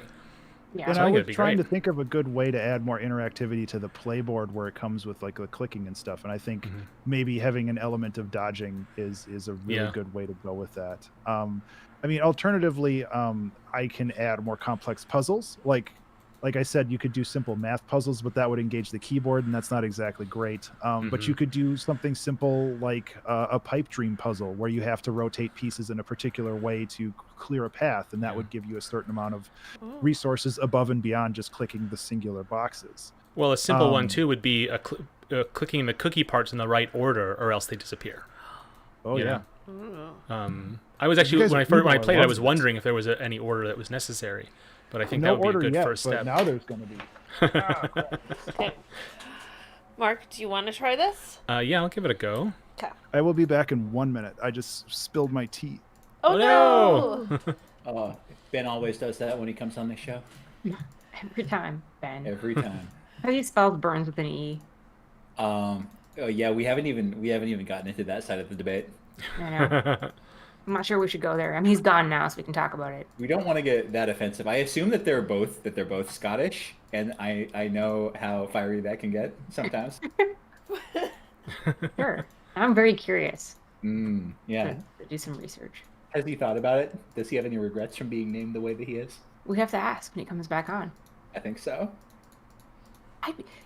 Speaking of Ben, again, while he's not here, I just love everything that he makes. Like, I totally love the minimal aesthetic that he puts into a lot of his work. Yeah. Like, there's a timer in the background. It's so simple, but it's so wonderful. Yeah. And scary. Yeah, it always feels Looming. like Good it always feels like the job. most efficient thing in the world, where he's doing like the minimum amount of effort to get the most amount of like user appreciation. I love it. So smart. I'm back. What did I miss? They were just saying really mean things about you and that The you whole said time. your name incorrectly. Yep. Hey, listen, I got a lot of that with Color Jumper. I'm used to it. I love Color Jumper so much. It's so hard. I have such Thank a you. tough time with it. I do But- appreciate that. Yeah, I know. I really love that game. I got it the first day it was out because I'd played it in playtest when early on, back when we could do those things in person.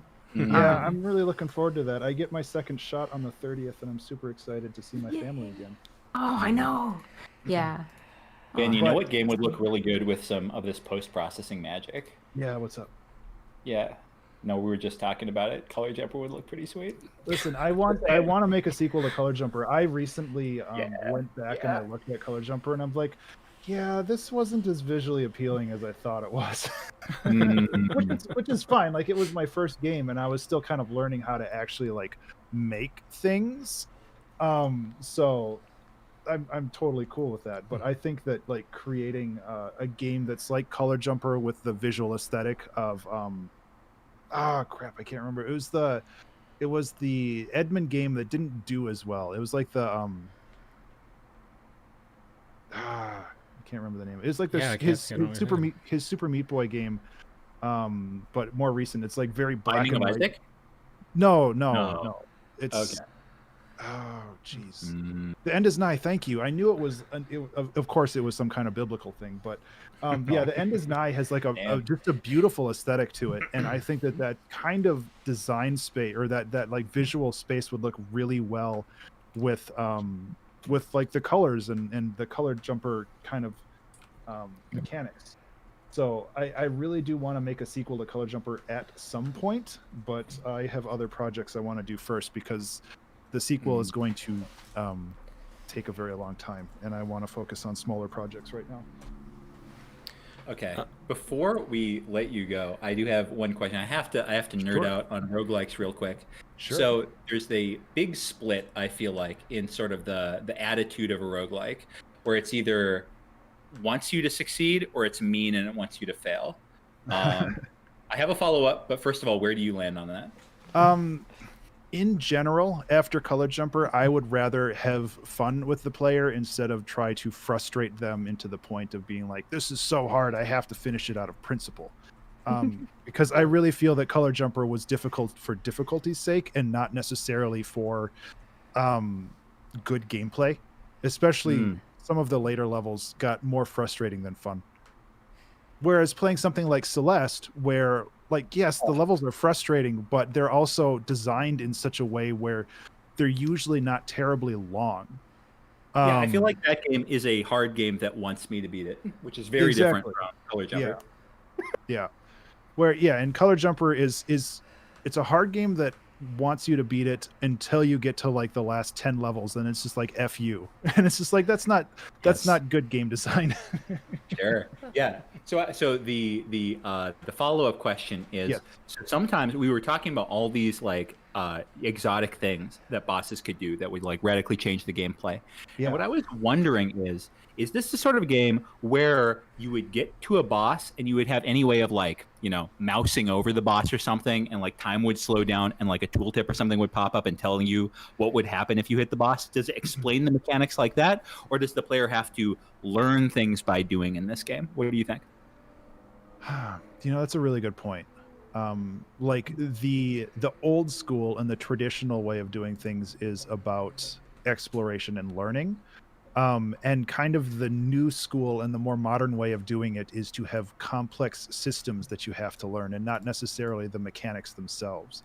Whereas with Binding of Isaac, you have to figure out what a boss does before you can actually go up against it. Like even Monstro or some of the first level bosses are really hard until you realize their patterns. Whereas with, I guess it's still kind of similar with like Enter the Gungeon and some of the more modern roguelikes. So I think I would rather have it be more about the player's skill than the player's knowledge. Because I would rather have the game be a little bit more accessible, and even if like you have to learn patterns, that still takes time. That still takes effort and time. You have to get back to where you were and stuff like that. So I don't know. That's a really interesting point. Like roguelikes are definitely split when it comes to how people approach them sometimes, and I think that there's a lot of interesting space on both sides. It's just the style of game you want to end up with, I guess. Ben, thank you so much for joining us, man. Yeah. Very excited to see where this goes. Thank you. I'm really happy with it so far, and I've got another 5 or 6 days before the game jam is complete. Again, this is for the OST Jam, if you don't mind me pimping that again real quick. Yeah, please.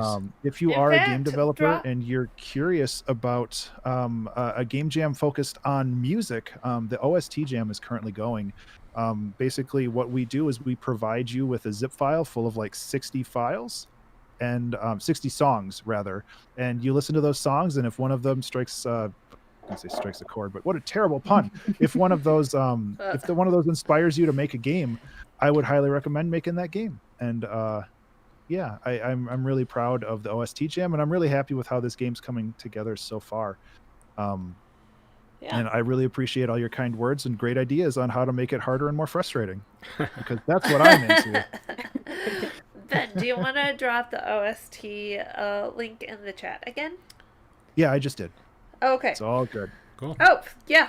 I look away for 1 second and boom, it's there. Well, before we wrap up this, I just want to ask everyone who's in the room now if you'd like to stick around for the next game, because it needs a few players. Oh, what's the next game? I guess I'll stick around for the next game, sure. What a sacrifice. Who's that? Who just showed up? Who barged in here? Yeah, I'm gonna be in chat watching the stream, but I have to go make dinner. So Sounds good. Everybody yeah, likes thank to you again eat. so much for what checking out the game, the world premiere, I guess. I'm really happy that you guys liked it. Thank you so Rarefied air, Thanks, Ben. sir. Take care. much. Yes. Thank you, Ben. Yeah, thank you. So what's the next game? Now me inviting Ellen to playtest and then Steven to present next is totally not me building my own Nice Games Club episode here. What we're gonna move on to is a little game that Steven's been working on for a little bit. Steven, you want to tell folks about this? It's called Rhythm Rumble, and no. You always can't- deny me. I can't get that game. It's not up to me. We're working on Fingeance. It is a cooperative side-scrolling shoot 'em up where you play as fish who can't breathe underwater, fighting the dolphin empire. I don't know that this is all in the game anymore. We had ambitious plans for the narrative. But So I have didn't a have it. question here. I Yes. heard that this game was launching today, in fact. What's the Yes, scope? well. Well, before we answer that pertinent question, which we totally will at some point, we have to say goodbye to Ellen. Ellen's leaving us. Bye, I do have to go, Ellen. which Bye, Ellen. is a bummer because I love Fingeance and I'm super excited to play it. And you know, I'm looking forward to playing it with my husband, who's also a big fan. But Yes. it won't be tonight. I'm looking forward to hearing about that. Take care, Ellen. Thanks so much for joining us. Yeah, thanks for having me. Bye. Big Culture said, I also heard something about that on a super lame podcast I listened to.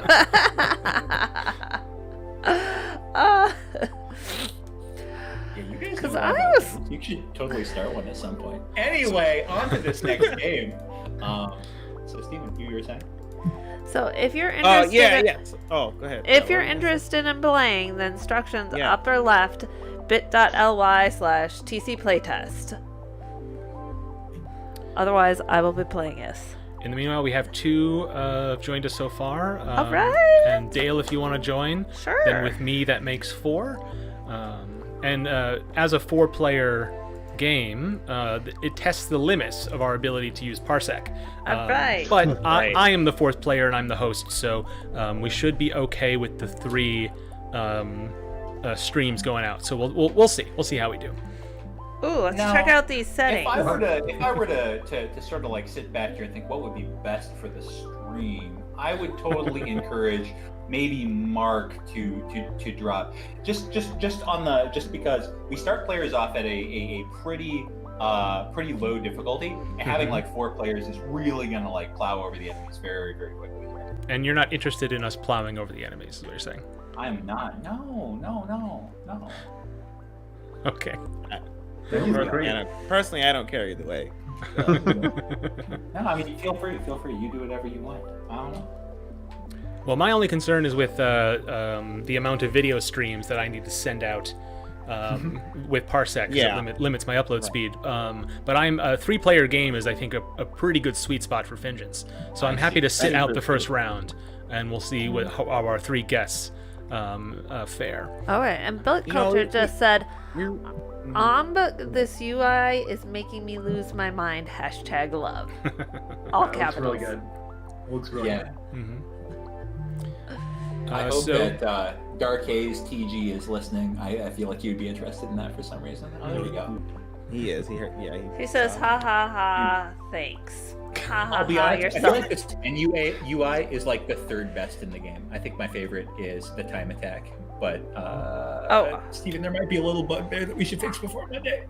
I mean, probably. Wait, does That's that always mean this is coming out Monday? No, we just said before Monday.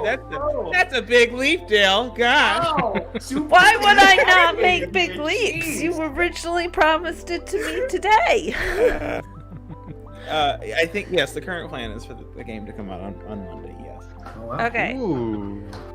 Mark, are all four players joined in, and can I hit campaign now? You can go ahead and hit campaign. I'm not going to join, but we do have our 3 remote players, including you. So Fine. we'll see if this works. Go ahead and hit A to join.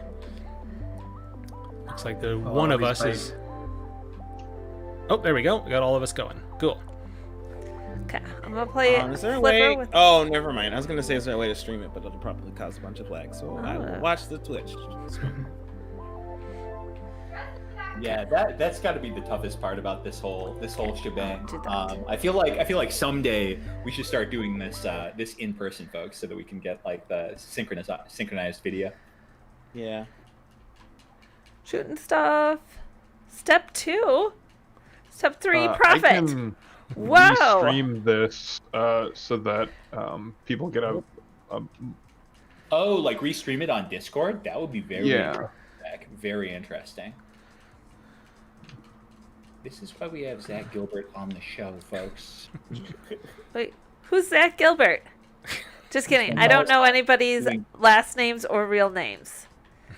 Zachy G. Ooh, thank you, Zach. that work. Like, for example, Dark Haze. Who's that? I don't know. I'm not sure. I believe it stands for Dark Haze the Glitch because he works at Glitch Gaming. Oh, okay. I thought it was Dark Haze, the Greg. Correct. Dale, did you turn the music off in the settings? I Yeah, I was turned gonna it say, there's no music. There's no down, sound. but I don't think I turned it this far down. Shall we pause it? Are we, Press- See are we supposed to Yeah, be you go to murdering all settings. these fish? Okay, sorry. Audio? Oh. Ooh. Mm. Do you, Uh, do I you feel did bad turn about it it? to. I Yeah, a I little do know bit. that you I feel turned bad the about it. speaker type from stereo to mono and back again.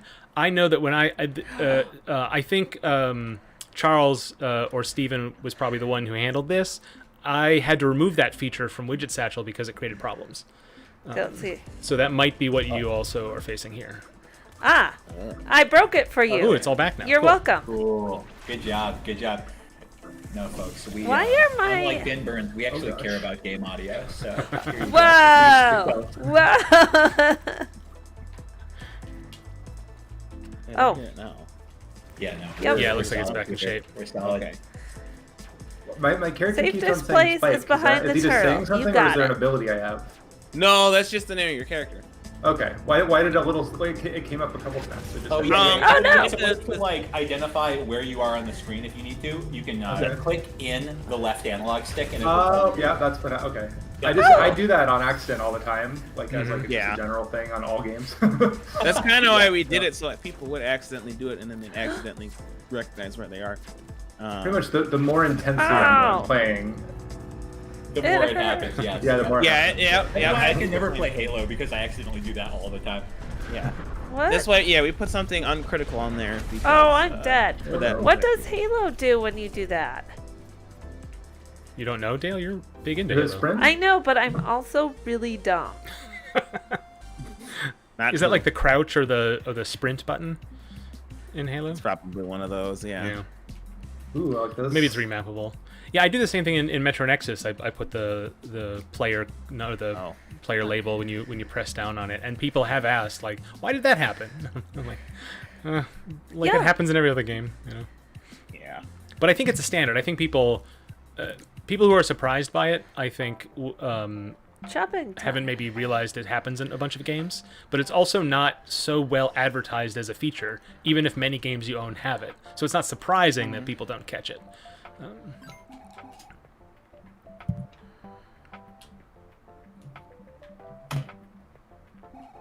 So tell me something spoilery, says Zeto Viker. If this game were to hypothetically come out, which consoles would it hypothetically be available on? That's a really Would good it- question. And when would it hypothetically be launched? At the launch, Monday. I don't know, how much are we? Monday the Which 26th. which may or may not be Monday. Wait, I'm really confused. Do you not want people to buy this game? Tell them when it comes out. It's not. It's more of It's not a announced. fan tail game, Mark. It's going to snowball based on word of mouth. So we Oh, don't care I about see, the I see. launch date. Right, but, yeah. and to care maintain about integrity, you don't quality. want the word of mouth to come from you or anything. Yeah. That's not how it works, dude. Yeah, do you see Newell going street to street or door to door? Right, What right. if I just Come on. don't hit any No, of these fish? Yes, the plan Is that the plan is for it to Yeah. come out on Monday, and with respect to the News to me. console that will be coming out, we will. Our goal is to just have it on PC, so on Matt, and Mac and Linux. We can, thanks to the magic of Unity, we can release it on all of those platforms. Well, that sounds fancy. And it'll be available on itch to start, right? Yes, it will. Yes. Cool. That's a squid. Of course, Steven is coding the game in Objective-C and Swift so that we can release onto all platforms at the same time. I know our friend's gone. It's a doom vault laid there by the dolphins. Our big armored friend is gone. I thought he would stay with us. Is this on a custom engine? Just it's in C. No, it I was isn't. just joking. It's in a little known one. It's called Unit.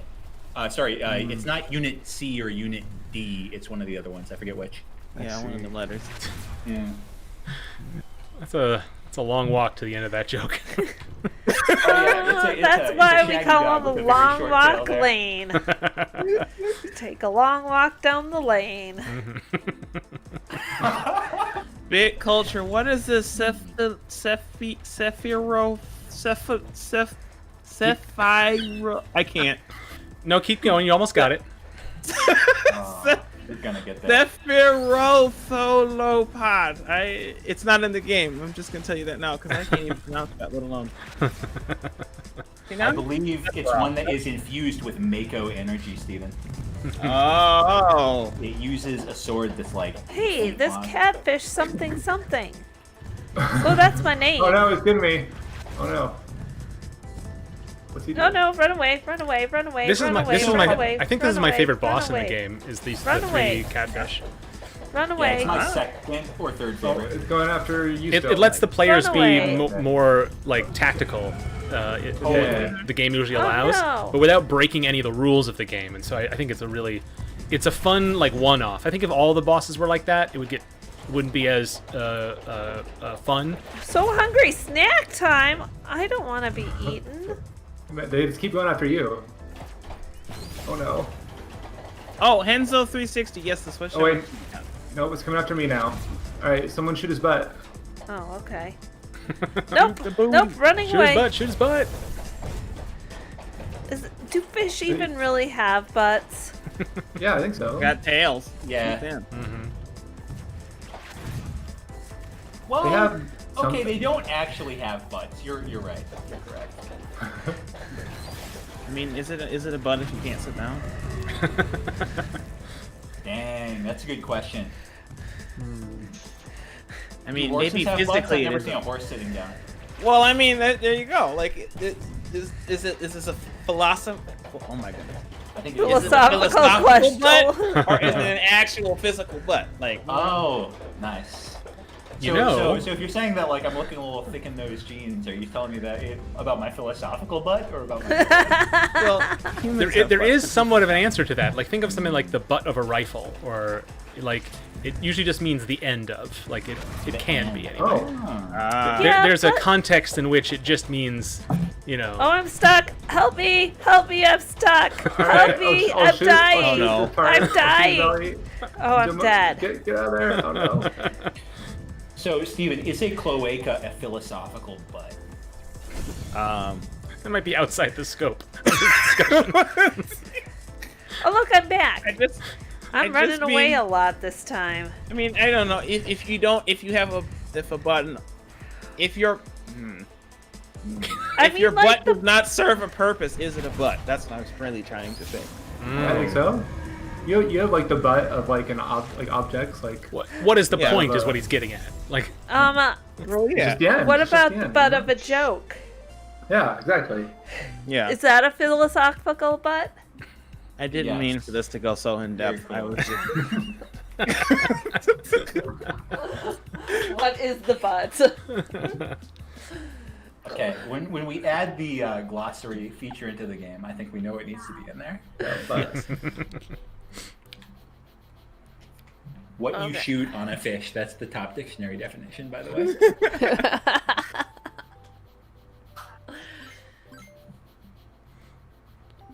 okay.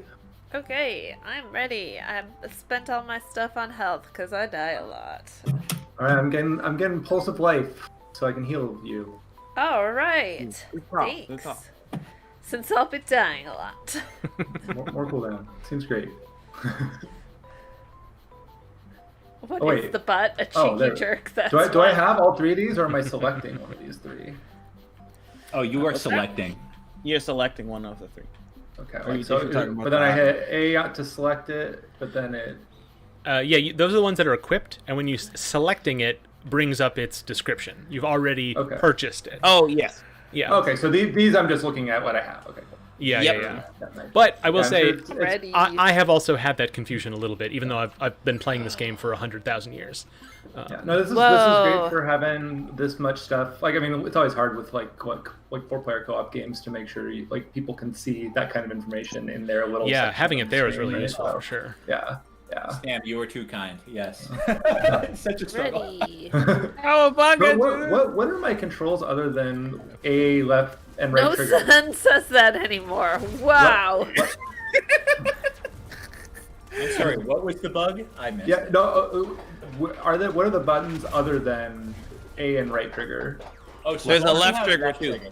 Okay, There is that are the no gadget other thing? buttons. You Those Those are just your two meant gadgets, A. the left and right triggers. Okay. Yes. Oh, but if you have, yeah, if you haven't, oh yeah, there's that too. But if you have an add-on gadget, you can use the X button, Damn it. or if you have a different I button. do. I have this. Use- I think I. yeah, I healed- that'll revive or heal people with that. Nice. Yeah. All right. And you can see there's the on the left and right side of your body. There's those gray arcs. Those are the cooldown for left and right trigger, and the little blue wedge hanging out of you. That's the add-on cooldown. Am I right about that? I just eat Yes, all you are. those things. Yeah. We never found a way to do Oh. the cooldowns that didn't look like Oh, a here. shield. There you go. I'm so Yeah. disappointed about that. Yeah. Yeah. Whoa, that's so many things. Oh gosh. Oh. My- Oh, careful. Ow. Oh, okay, heal, One thing heal. that you can say about Fingeance Oh, no. is it gives Can I do you it? your things for the money, for sure. How many upgrades does each of the characters have? At this point, There you go. oh, you're talking about like in total? Yeah, like the upgrades Oh, yeah. you buy at Like- the, or like- you pick. The characters have like different amounts. It's somewhere between like 12 and 18 per character. I think so. Yeah. Something like Whoa, that. that's a lot. I'm dead. I tried. My heal is on cooldown. Oh, I just used it again. My bad. Don't worry. Now I'm all alive. Whoa! Son of the sun. Whoa. Excuse me, I didn't hear anybody blame the healer for that death. Are we sure we're Sorry. playing a team game here? I'm sorry. I'll I can't definitely- believe you let Wait. me die and then got us into this hailstorm. Literally everybody in the game is a healer at this Okay. point, though. So. I'll block all these bullets with my giant body. There you Okay, go. that's cool. I'm gonna just hang out back here. Please stop moving There's so heal. that I don't. There you go. Please stop moving. That's a thing to ask a Palina. So I can't block these. Oh wait, here we go. So we gotta get closer so I can still hit him. Okay. Go. Wait. Oh, such a big Why? body. I said thank you to somebody in chat. They realized that I did. Okay. I have an upgrade that reduces cooldowns on healing. Does that reduce my own cooldowns if I heal myself? Oh, you healed. Yes, it does. Oh, look at all Okay. the damage. I can feel that. I can feel that difference. Yeah, Stats. it's kind of a virtuous cycle with that character. It gets Oh, kinda I nutty can still sometimes. move around back here. I had no idea. It's fun, right? How does how does the Bones character heal? So she's You know, got everything? Bones has a big laser, and it hurts enemies and it heals allies. Oh. Yeah. It also, when Bones uses it, they heal themselves too. So I have a healing aura too.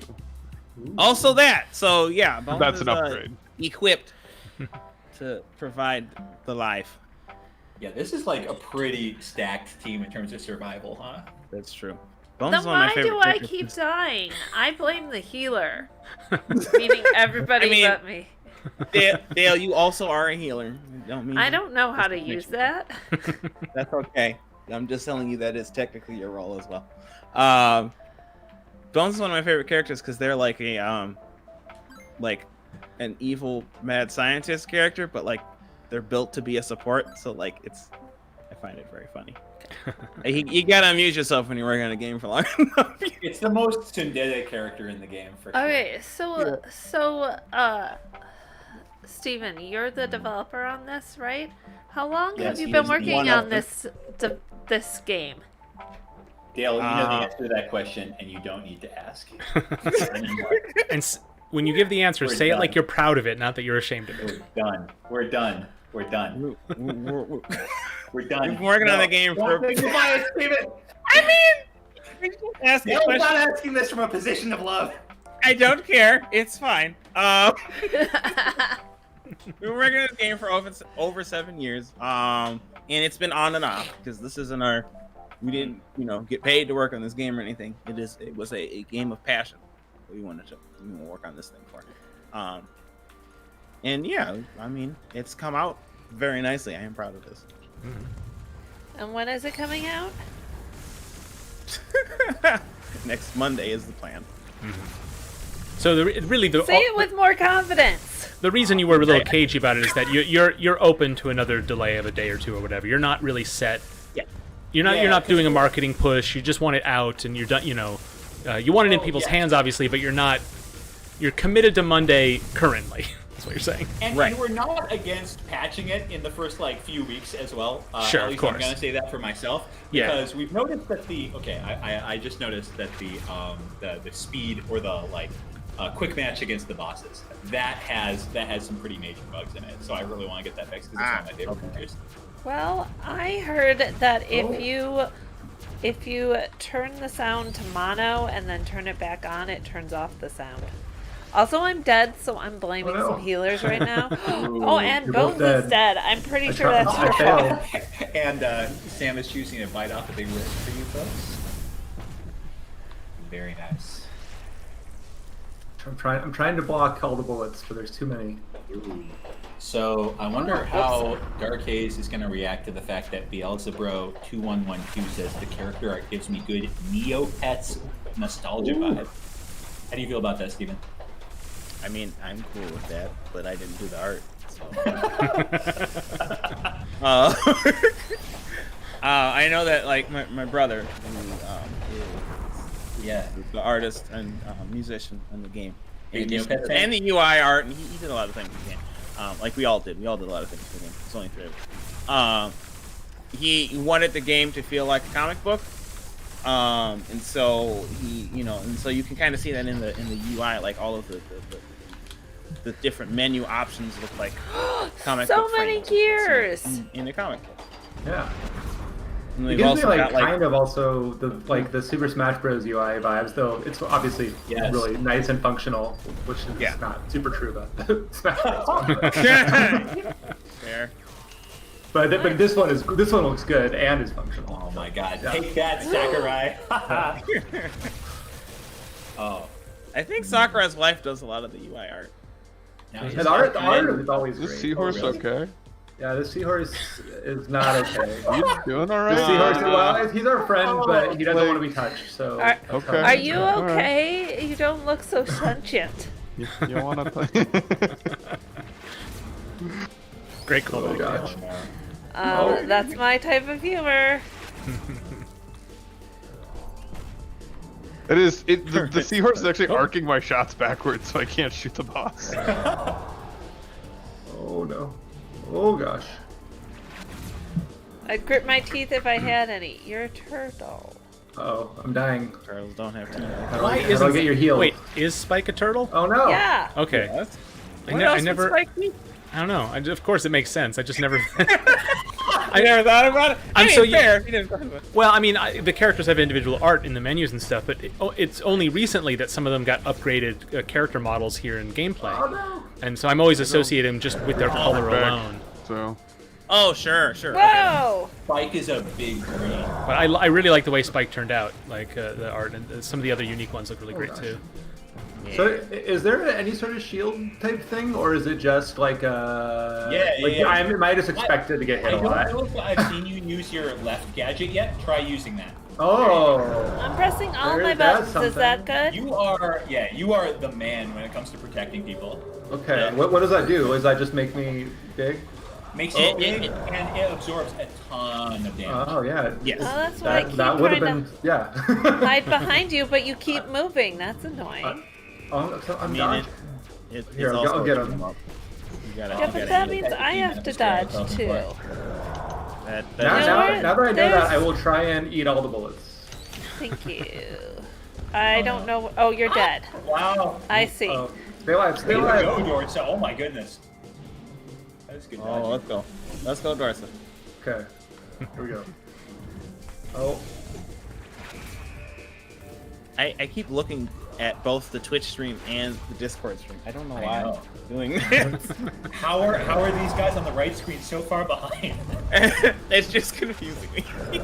So Well, part of the how reason did is you you're decide streaming to two revive? things, and so Twitch is going to give you an even further delayed version of it. Yeah. Yeah. Okay, Zach, you were asking a question. How'd you decide like the revive policy? It seems kind of generous. Like, what's your thoughts on that? Yeah, well, I think and by they the had way, a playtester who one complained a lot. Yeah, like we're very much starting people off on a like pretty low difficulty when they start the game. But like that definitely changes and it gets much less generous as you go up, as you proceed through the difficulties. However, the death policy definitely does make the game easier in teams, but the enemies, especially at high difficulties, start punishing you a lot more. Like they start doing a lot more damage. Yeah. So- But we came up with the idea of this. It was like the first like permanent feature of the game, right? Like we came upon it super fast.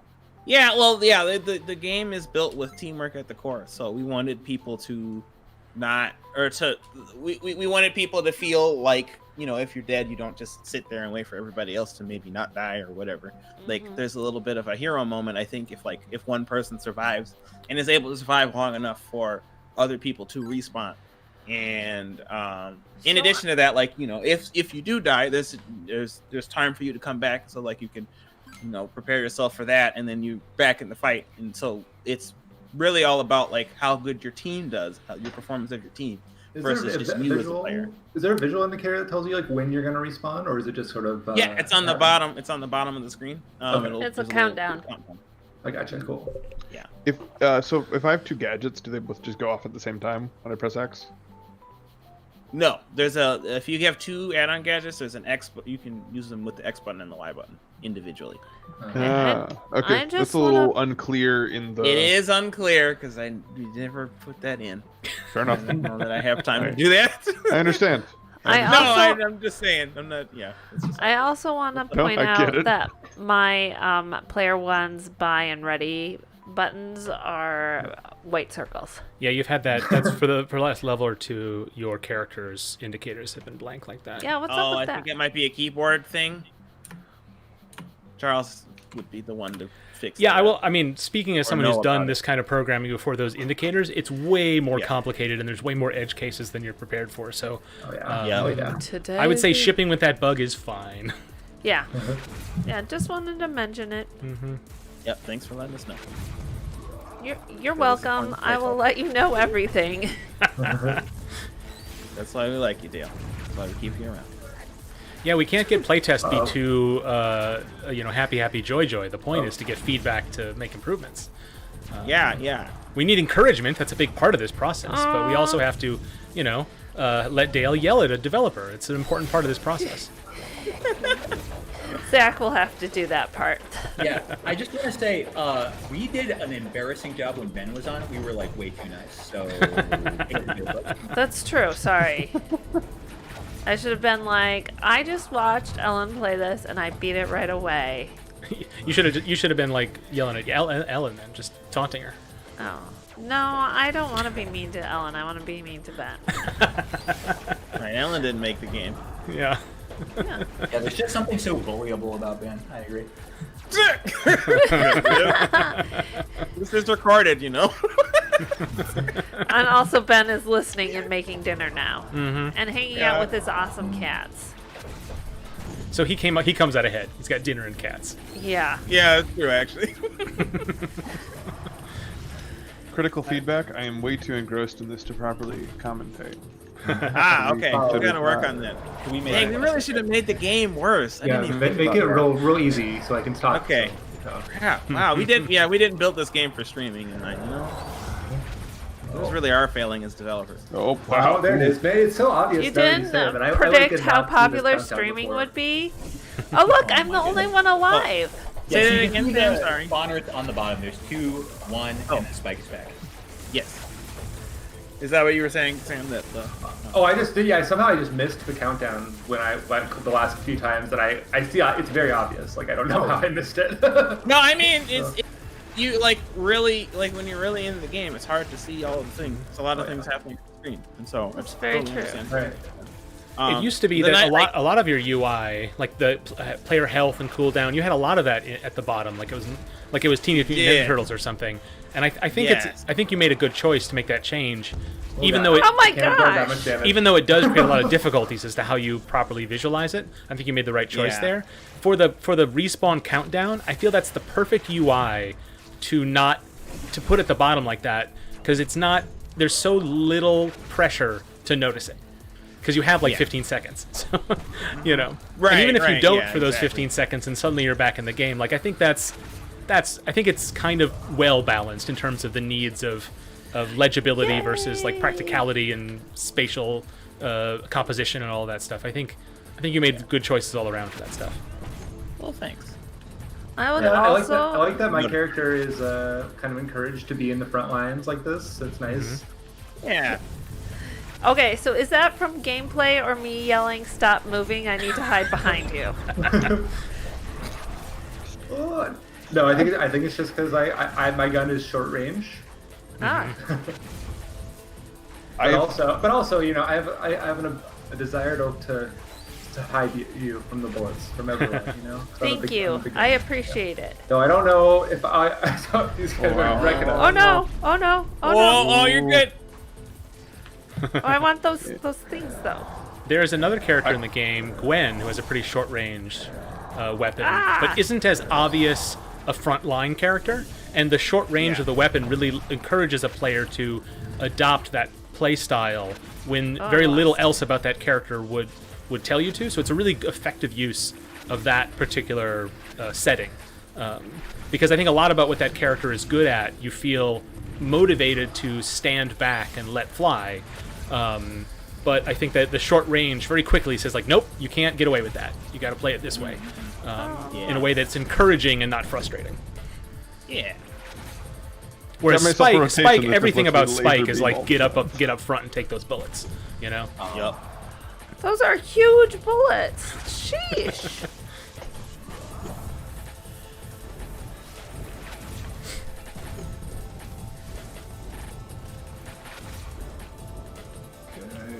Heal. Oh, I'm dying. I'm trying to heal you, but it just means that I'm pressing out my buttons. Yeah. So I don't know how to do that. I'll watch what people focus on in this fight. What? There's a focus. Okay. Whoa! So fast, so No, fast. Parsec has had a hard time with that part. Yeah. A lot going on screen here. Oh gosh. Yeah, this level probably suffers the worst under Parsec because of there's not a lot of color contrast. Yeah. And even the background When you download the moves around game more than yourself most on because of the Monday, deep you won't have that water. problem. Right. On when? Yes. I heard Monday. But all my So- friends who I play it with will have the problem. That's true. Ah. Yeah, but Ah. you'll look super clutch by comparison. You can save so much. yeah. Oh god. Oh, did I die now? Nope, I'm still No, alive. no, I'm trying to eat all his bullets, but I can't eat all of them. I believe in you. I'm so dead. Oops. Oh, doing great. This is a good team. Oh, there I died this time.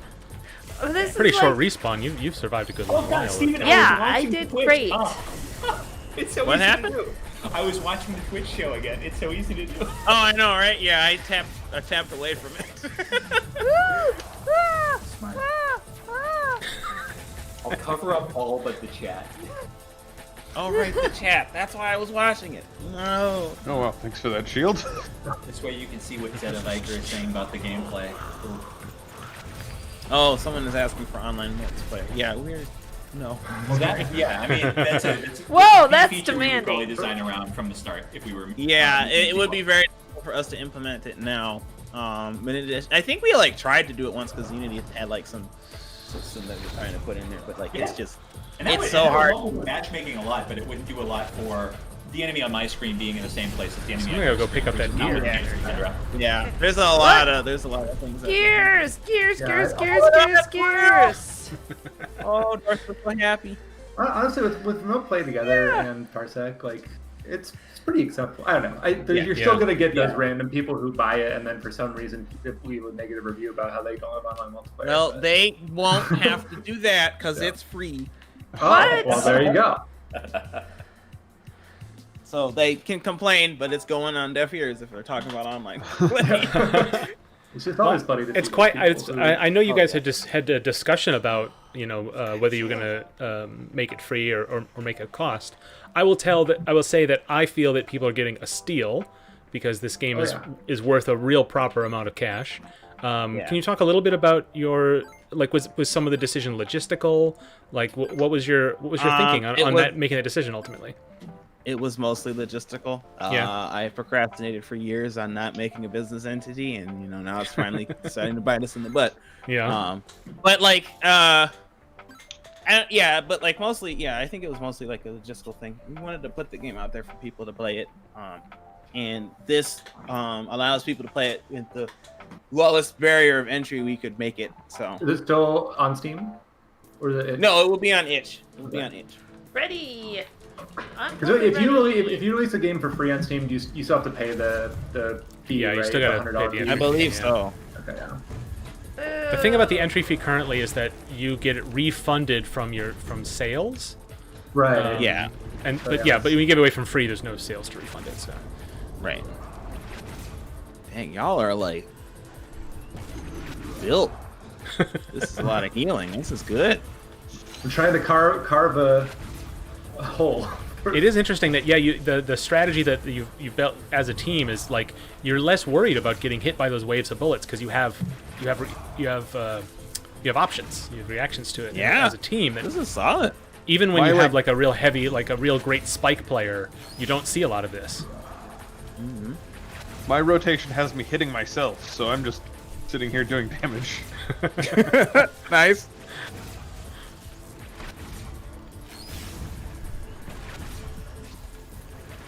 Yeah. When I play this game, I get a lot of thrill out of the dodging, and so I think I don't think I'm very useful on a team like this because I won't play along basically. Mark, have you played Sparky? 'Cause that would be a Sparky thing. Yeah, I have. I'm not into the teleport. I think, which is Sure. kept me from Okay. really getting into it. But I should give it another try. Are we damaging it everywhere? Or do we have to shoot the ones that are moving? What's that thing? Yeah, you are damaging it wherever you're shooting. Okay, cool. That's an interesting question because I had that same Yeah, this one instinct. I doesn't- don't think I brought it up. Is that you kind of, if you look at the bar and you kind of take a look, you can sort of figure it out. But something that's so large, you almost can't believe that it has such a large hit target. Yeah, I think also that the effect on this, like the hit effect on this particular boss, is a little bit subtle. You know? Yeah. Most of the time, the bosses like flash, I think, white when they take damage. I feel like the other ones I didn't have this. Just this one, like I can see it now that I'm looking for it a little bit more, but it was a little more subtle. Yeah. Zeto Factor's gonna shove money down our pocket, our throats, I guess, even if we're giving it for free. No. Oh, how is he gonna do that? You can't get close enough. Well, itch does have an option to pay what you want, but that your concern is, like you're saying, logistical. You have a 3-person team, and you don't really want to deal with the paperwork. We have to figure out how to split it up 3 ways, and it's the whole thing. And a lot of times you just got to give. Well, business entity or not, if you can. I mean, this is just for anybody else who's thinking of in the situation, which a lot of indie developers are. Is a business account is responsible. It's smart. You should do it. But you can just sign a contract that says one person's collecting the money and will distribute it on a 3 times yearly basis or whatever. That's an option for you. You're not barred from it. It just does make it mean that then somebody has to be responsible for that. And then if they're a little bit late, then everyone has to be cool with that. And what if there's only so it can get kind of there's not a lot of, you can avoid drama, but it can still be hairy. So I appreciate the desire to just stay away from that if you were not expecting to make a lot of money. But I would say you're not barred from doing something relatively simple solution. Sure. Yeah. But you're by no means obligated just because it's not that difficult. Steven to just give me some bowling money whenever he feels like it for the work on this game. He could just collect. I think the logistics of getting it in people's hands is the biggest thing, and just reducing barrier to entry. Because I think that what we want to do is it's kind of like a story we want to tell, and in a way kind of a portfolio piece. So just we want to be able to send it to for sure. How you do not like dolphins? Yep, that's basically what we're trying to tell people. Dolphins are I'm applying the green piece great. very soon, and I want to change the way their organization works. Just saying.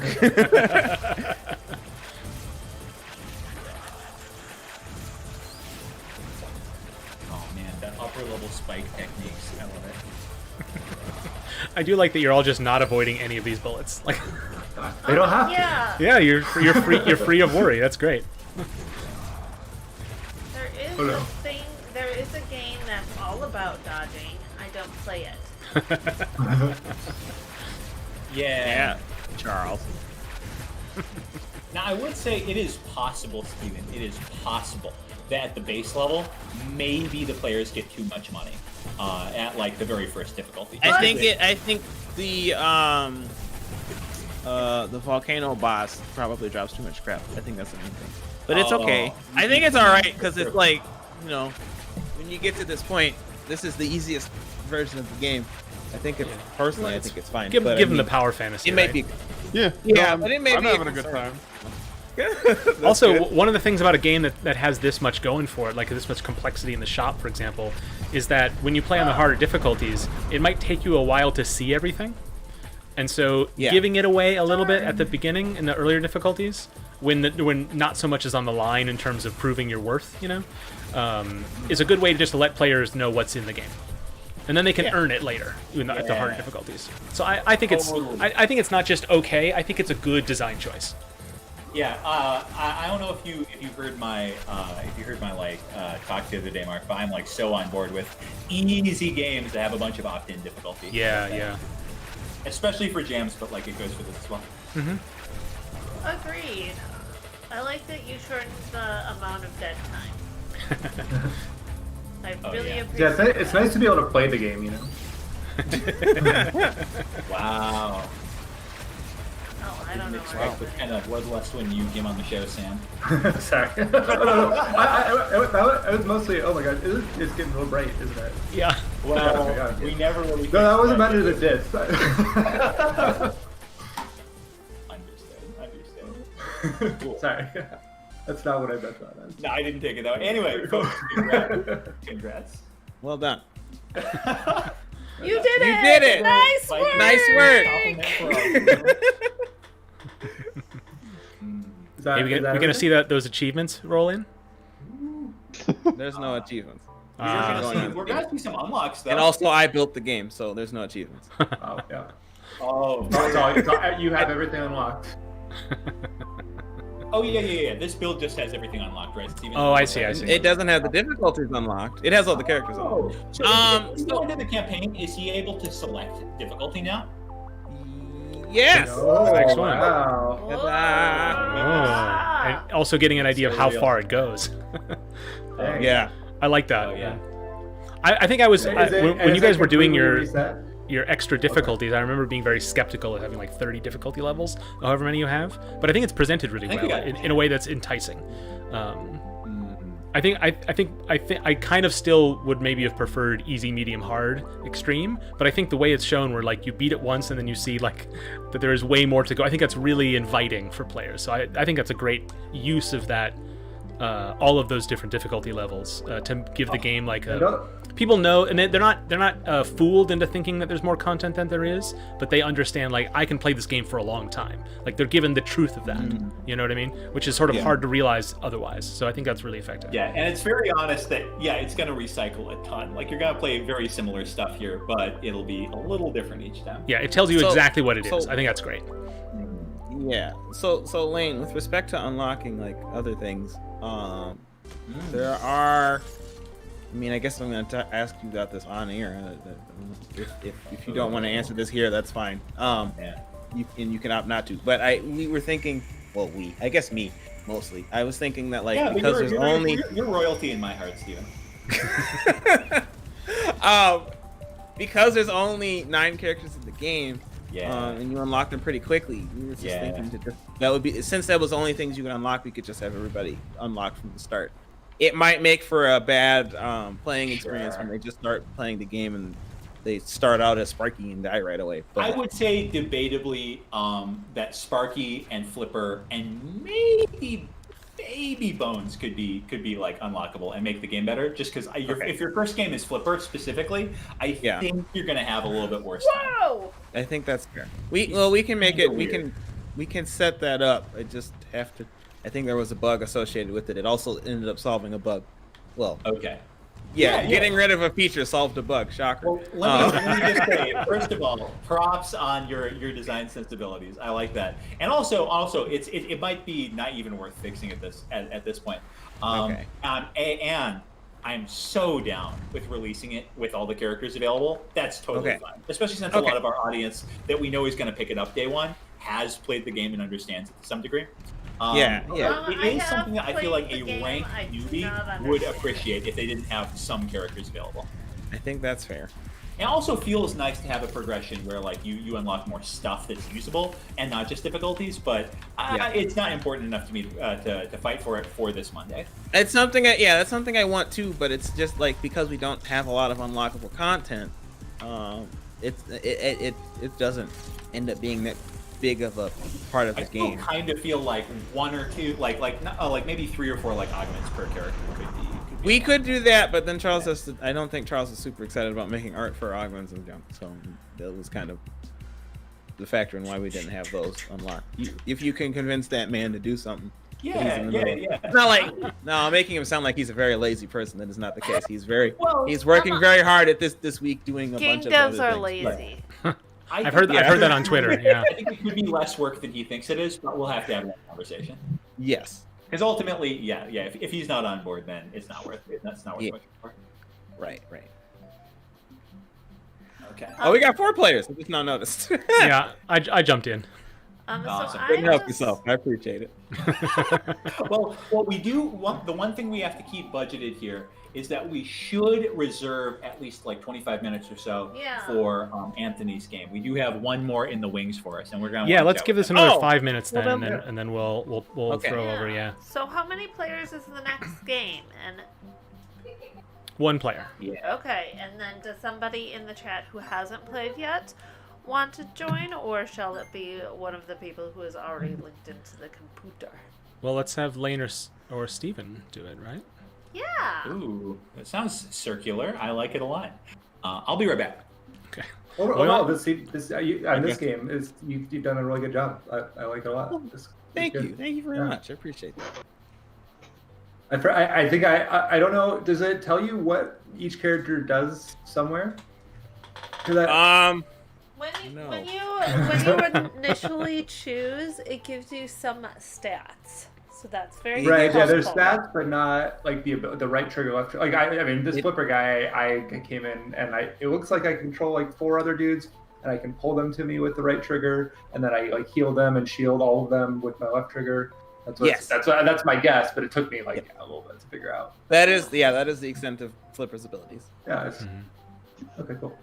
Well, just wasn't sure if I missed it or something. Yeah. Oh, here we go. You know, one thing you can do, because I know you have, because I'm thinking about, like, I don't know, in the little list of items, that will also include the add-on gadget, right? In the store? List of items, what do you mean? Like, yes, it would. So just include the regular gadgets in there, too. Oh, it... Yeah. That should be a low-impact way to you get that in there before Monday. Yeah, can we do that? I will double check that, because that's a good idea. Additionally, like, we could just, I mean, in the little readme, or whatever... In the game, you could say, this is what I know, it's not reading. I mean, you'd have to read either way. It'd be reading in the game or reading outside of the game. But no, you just press all the buttons. Well, yes, that's the best. Ideally, that's how we get people to figure it out: is they just press all the buttons and they find it out. And I think, for the most part, most characters are able to be figured out through that. But I think there are some that's harder characters that are harder. Like probably that one that has a teleporter. Yes. Sparky is more difficult to get at a grasp, or get a grasp at first when you first play. The teleport feels pretty good. Cool, thanks. Do I care about my babies, or is it? If they die, is it bad? I think generally speaking, you want to keep your babies alive. Okay. In the parenting advice with Stephen McGregor. In the game, yeah, you do want to. They are part of your damage output, so you do want to keep them alive as best as you can. Do they regenerate? If they do die? Fast. No, you are definitely That is an a R-type school of species and not a fish. K-type species. You can let them die. Okay. Yeah, starting to get some lag with Parsec for sure. Yeah. That's okay, because after this round, I think we'll be switching to a new game. Yep.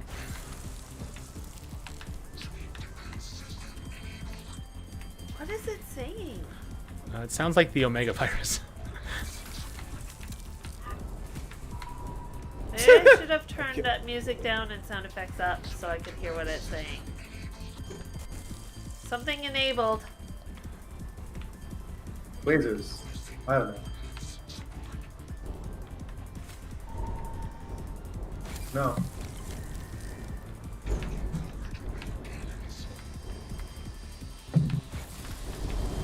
Oh, just really good timing there. What are the major changes between the difficulty modes? Is it kind of just resources you get and damage and health, and or do they change like bullets or attack patterns too? Enemies? They are briefly described. When you click it gives you like a half-sentence description. Oh, they have tougher more enemies, less resources at each stage. And it's additive.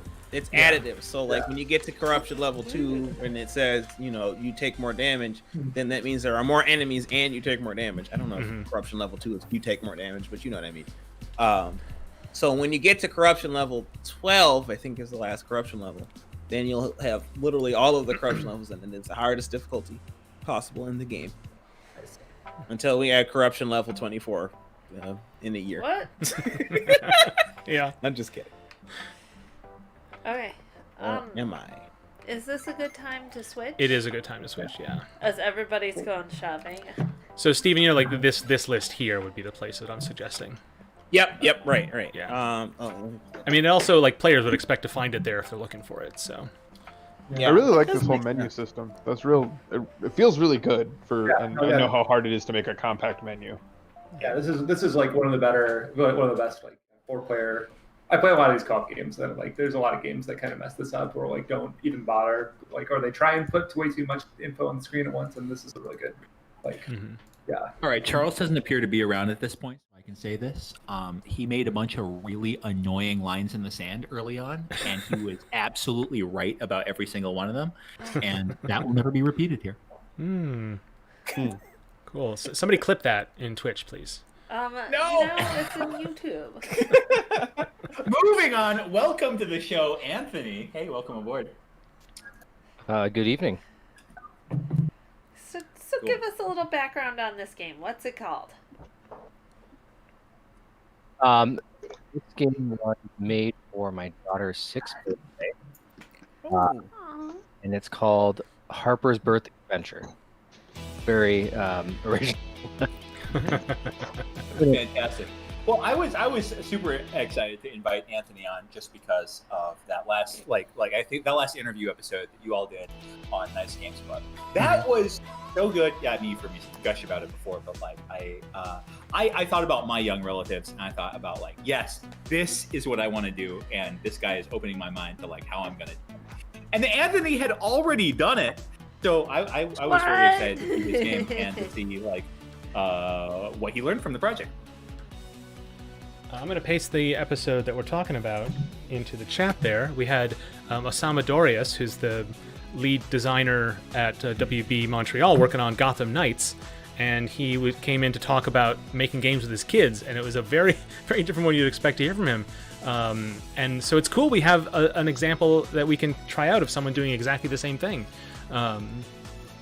So I think let's pick someone to play, and then let's chat about why you made it and the process of doing it and reactions from your target audience and all of that. But first thing, let's find someone to pick up the controller. Who is that? Yes, Steven, you wanna give this a try? Sure. I'm just gonna say bye real quick. I'm gonna drop out. Thanks for having me on. Thanks Great for having you, joining us. man. Coming. Yes, I'm really, I don't know if I should drop out too at this point and just go back to the stream, or I'm fine with either. If you've got, we'll take your comments if you got them. If you think you're going to be silent the whole time, you can drop out if you like. It's your call. Okay, cool. I'll stick around. Cool. All right, Steven, you should have control. Oh, so colorful. So I'll give a little bit a disclaimer about this.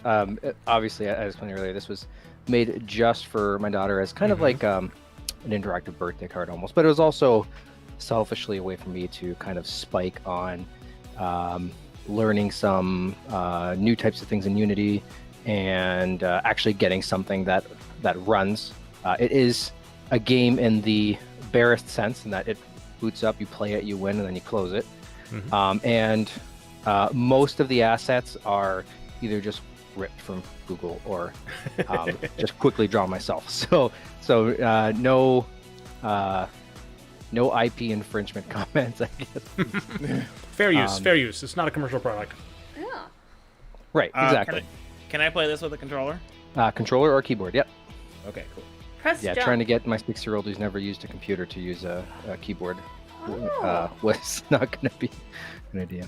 I don't know what the jump button is. Would be Press A all or the B. buttons. Oh, you know what might help if I turn my controller on. That might. Yeah, or the south button, I guess, whatever controller you're using. Okay. Yep, there we go. It's definitely an example where press jump. It's like, well, it's for your daughter. You can just say this is the jump button. It actually isn't a UI problem, right? Well, that's one of the first things when I was taking notes here, remember back. She pressed the B button, and I had the B Harper. button to close the game. Oh my goodness, is this Bug Snacks? It is.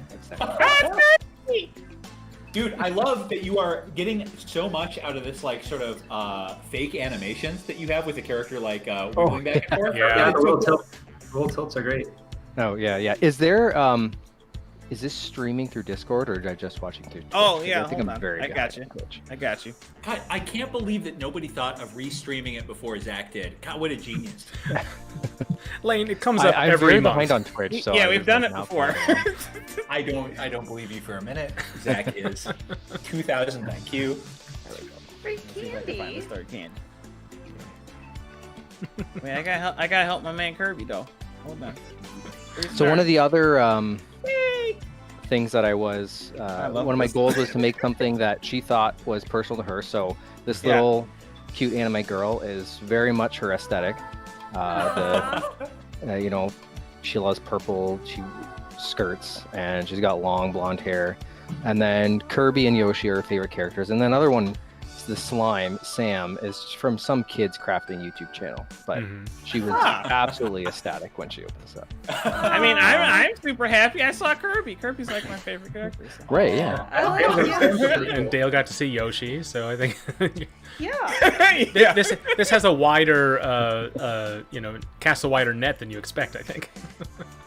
Yeah. Well, most of her tastes come from what we show her. So, and I've been making sure to put in some of my own childhood in there. Of course. All right, let's go to the birthday castle. I think it's time for the party.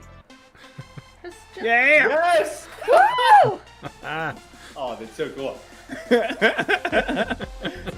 And you've experienced it all. You 100% it. So. Steven, speed run, WR. Speedrun.net. Yeah, let's see how quick you can make it to the birthday. We could try that. Oh. Yeah, so that and again that one there, in terms of making it for very, very specific audience. Or like that, that song is. I went and tried to find the exact Spotify song that she has on her little playlist. That's the birthday song. So she would recognize it. And then I had thought about too, my wife had brought up, I bet there would be a lot of people that would like this type of thing, for my nephews and whatnot. And then we see a lot of people on not really Etsy, but, Facebook Marketplace, stuff like that. They sell generic things that they make at home that are customized for kids and whatnot. And I thought, well, I bet a lot of kids would just love a simple little thing with whatever music and characters are in. But I kind of thought about that, but wasn't really sure about how far to stretch that the IP infringement on selling a $10 customized video game for somebody, just locally. Yeah. But yeah, if you offered it as a service, then it wouldn't matter so much. But if you offered it as like a template, then you would actually be distributing IP, right? Yeah. And it's like, it wouldn't be on images, and then they could download their own copyright infringement and put it in themselves. Exactly. Yeah. Ooh. Or their own little drawings. Yeah. Yeah. Could try that. And I wanted to. I thought, because I this was time box essentially for myself. I started it about the time of the Nice Games Club hiatus, so I needed a little bit extra. And then by her birthday, I had to get it done. So I went as far as I could with a small level. But the idea would be to expand this as, as I built more versions of it, and then add other features. The platformer was kind of both the fact that it's a platformer, a way to kind of play around with that, because I've been doing some different kind of game types before. And then also I think a lot of kids are familiar with platformers. Certainly my daughter is between it's the Kirby and the Yoshi games on the Switch were the ones she played the most. And so this kind of had a lot of the similar kind of movement styles and at least the concept, running, jumping to get up places, with a fair amount of forgiveness, because they're not very good with games they are not familiar with, except sometimes they will surprise you, I guess. But I wanted to make sure it wasn't frustrating in this case. Also, it totally makes a lot of sense for it to be a platformer if you're talking about Kirby games and Yoshi games. Right, of course. So I kind of think two things. One, Steven, do you want to try to speedrun this? And then second, Mark LaCroix, person who I am married to. Yes, Dale LaCroix, wife who I am married to. If you were to make me a birthday adventure, who would you put in it and what song? Well, Yoshi probably, and then probably that Yoshi. that Outcast Valentine's Day song you love so much. I do love that Valentine's Day song. Not Gerald, but shirtless? Or I'd make you a Zoidberg adventure. I think you'd like that. There you would. Go. All right, Steven, you want to give it another go? See how quick you can get through? Yes. I was going to ask, what happens if I go to the castle without collecting friends? Well, you can find Have out. a really sad birthday party? It's you find out, you won't get the speedrun record, though. It just doesn't let you go in. Oh, okay. That's what I figured. Okay, Steven, I've got the timer up. Whenever you want to start the split, let me know. Okay. 3, 2, 1, go. So you're going for 100% speed run or minimum percent? Any percent. Oh, not very tight corners, Steven. Not very tight corners. Yeah. This is my first try. Oh, I think you lost a frame rule there. I don't know if I can co-sign this. Oh, and that's time. Time. Okay, 16:21. 16.21. Oh, I can do better than that. Hold on. You can do better. You can do better. No. Was it just me, or were there a couple eggs up at the top that he didn't get? There are This is some an bonus any ones, percent run. Any percent run. Okay. Yeah. Whenever you're ready, Steven, let me know. Oh, go. Shoot. Sorry. I should have You're shaving off a couple milliseconds Okay, there. good. Ooh, all right. Jumps there. Look at these. A little bit of a mistake there, not quite doing it. Ooh, that one's gonna hurt. Oh, missing a jump. Oh, and again. No. Ooh, that's rough. No. Ooh, this is not even a PR. That's gonna keep him out of world. hate to see it. Oh, there he goes. Okay, done. 18.33. It's top 5 at least. I think there's only 5 entries. Well, with 4 entries of Steven ahead of him. All right, we got to see 100%. Oh, all right. Goodness. Can you finally? me. You gotta donate to get 100%. Yeah. Some more. I need some more donations to Doctors Without Borders. Okay. So Oh, the the extra items up there were to, because I knew she wanted explore and see what's up there. I give a little bit of that reward because whenever I would play Kirby with her and go around, and I would kind of lead her, be like, okay, the game wants us to go that way, Harper, but we can go this way, and that's where the secrets are. And she was always very excited about that. So there's like little Easter eggs. I like that. Very cool, but That's nice. That's so like fascinating to make a game specifically tuned for one person. That's really cool. This is the natural direction of the service economy, by the way. More and more of this kind of thing. Yeah, plug in your own assets. Totally. So we already have market guru Zeto Viker who wants to market this thing, I'm sure. Great. Yeah, we'll talk after. We'll have to talk to Nintendo's lawyers, but I think. Well, they'll come calling eventually. You don't have to get. I hope. How many viewers does this stream watch right now? Steven, I think the audience all wants to see the 100% here. Yeah. All right. Yeah. 100%. Okay. Okay. 3, 2, 1, go. I bet you can do it in under 20 seconds if you really try. Oh, that's If ambitious. you really are a good uncle to Harper here. Well, Oh, that was tight, dude. Hey, That was tight. nice. Oh, a mistake! No! Okay, done. Now, see, I don't know if it's. 1985, dude. Wow. Let's go. Hold up. Just- I don't know if it's 100% if you don't talk to each of the party guests for them to confirm I to yelled you. at him as I was running fast. No, that would be an asterisk besides that one.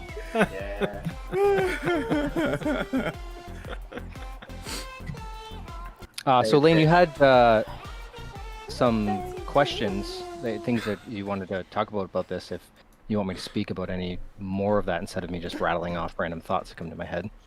Okay, absolutely. So, first of all, the very baseline question.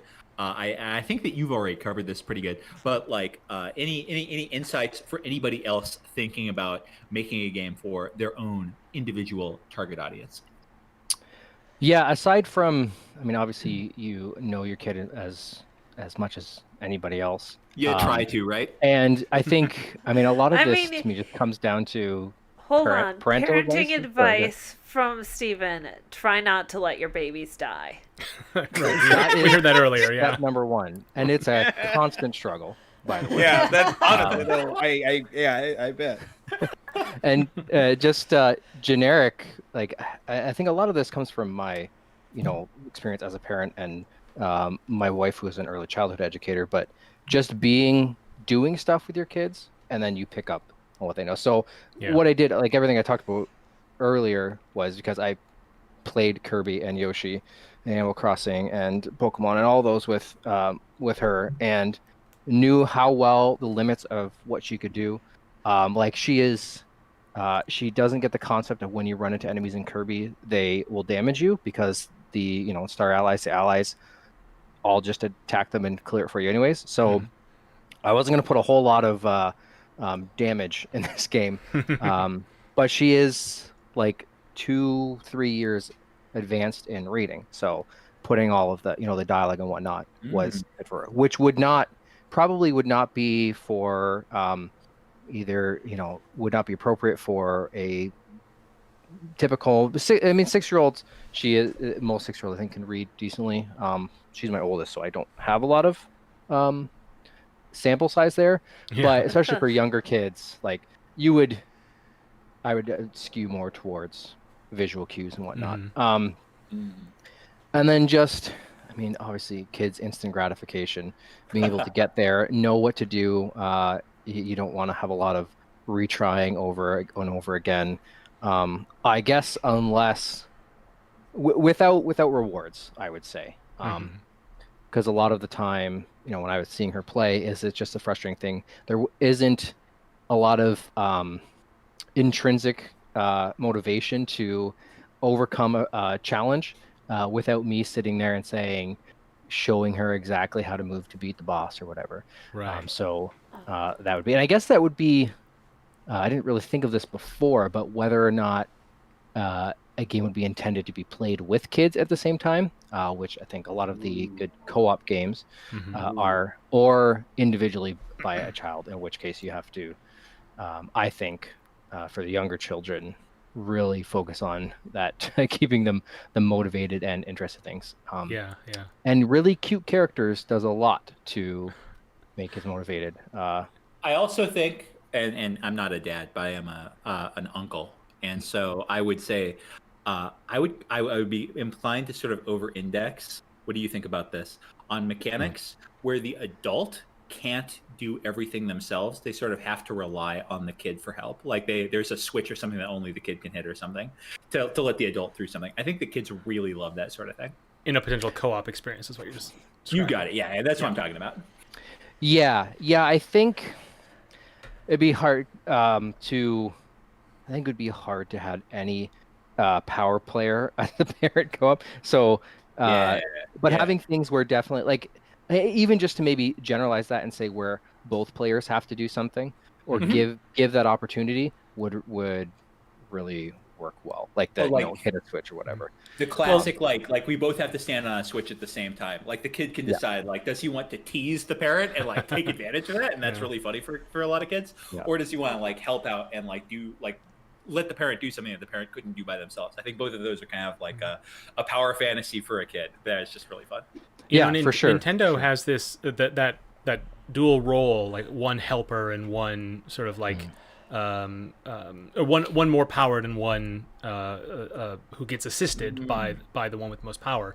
That dynamic, Nintendo's done a pretty good job of that with their mainline games, of having you that option deciding who's who, right? So Mario Galaxy, you can have the more experienced player collect the star bits with the Wiimote and also fire at enemies to pause them to make it easier for Mario to get through, so a less experienced player can play. But of course, if you're the less experienced player, you could also pick up the star bits and throw them all around because it's fun and easy and there's no negative you can't make a mistake. Whereas the experienced player can just play as Mario and doesn't need to be assisted in the way, you know what I mean? Like it kind of works both ways. Was it New Super Mario Wii U had where a tablet player could create platforms, and that would be an easy thing for a kid to do, but in order to do it in a way that would be like really effective to get all the bonuses, you'd want an experienced player to be planning for that. But it kind of can still work both ways. It just, you approach it differently depending on who is doing which role. And there's obviously a lot more complexity to something like that, and maybe older than 6 even for either of those roles. But I think that kind of game design where you don't necessarily assign the older sibling, younger sibling, parent, child to a role, you create a system which can work both ways, so that the younger, so that the less experienced player or the younger sibling or the child can choose what their fantasy is, because I think it could easily backfire by having by putting them in one role and then they feel, you know what I mean, if it doesn't capture them.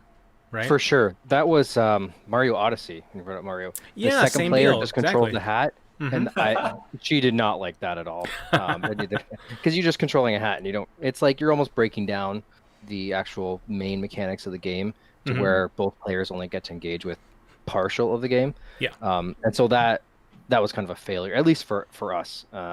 Which is, I mean,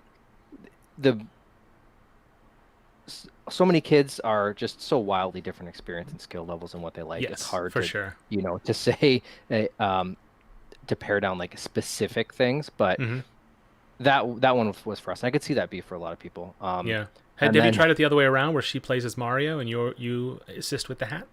I haven't wanted to put myself through that yet.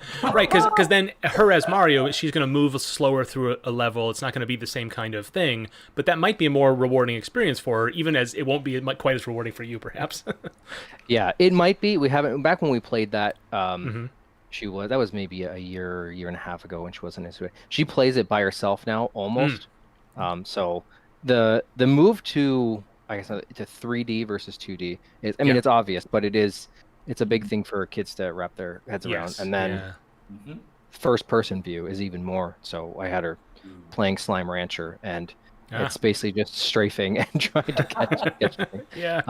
But they can catch on pretty quick. Like I made this game with controller support one as a way to learn the Unity input system and switching between controllers and keyboard, but also because she doesn't play games on keyboards. It's tablet and then gamepad, because we introduced her to gamepad, but computers in at least that young age, they don't use a keyboard very often. Well, it's the opinion of the entire Nice Games Club that gamepad always. Right. I agree. I agree. There's legions of folks who would say otherwise, but that's been a consensus we've had on the program for a while.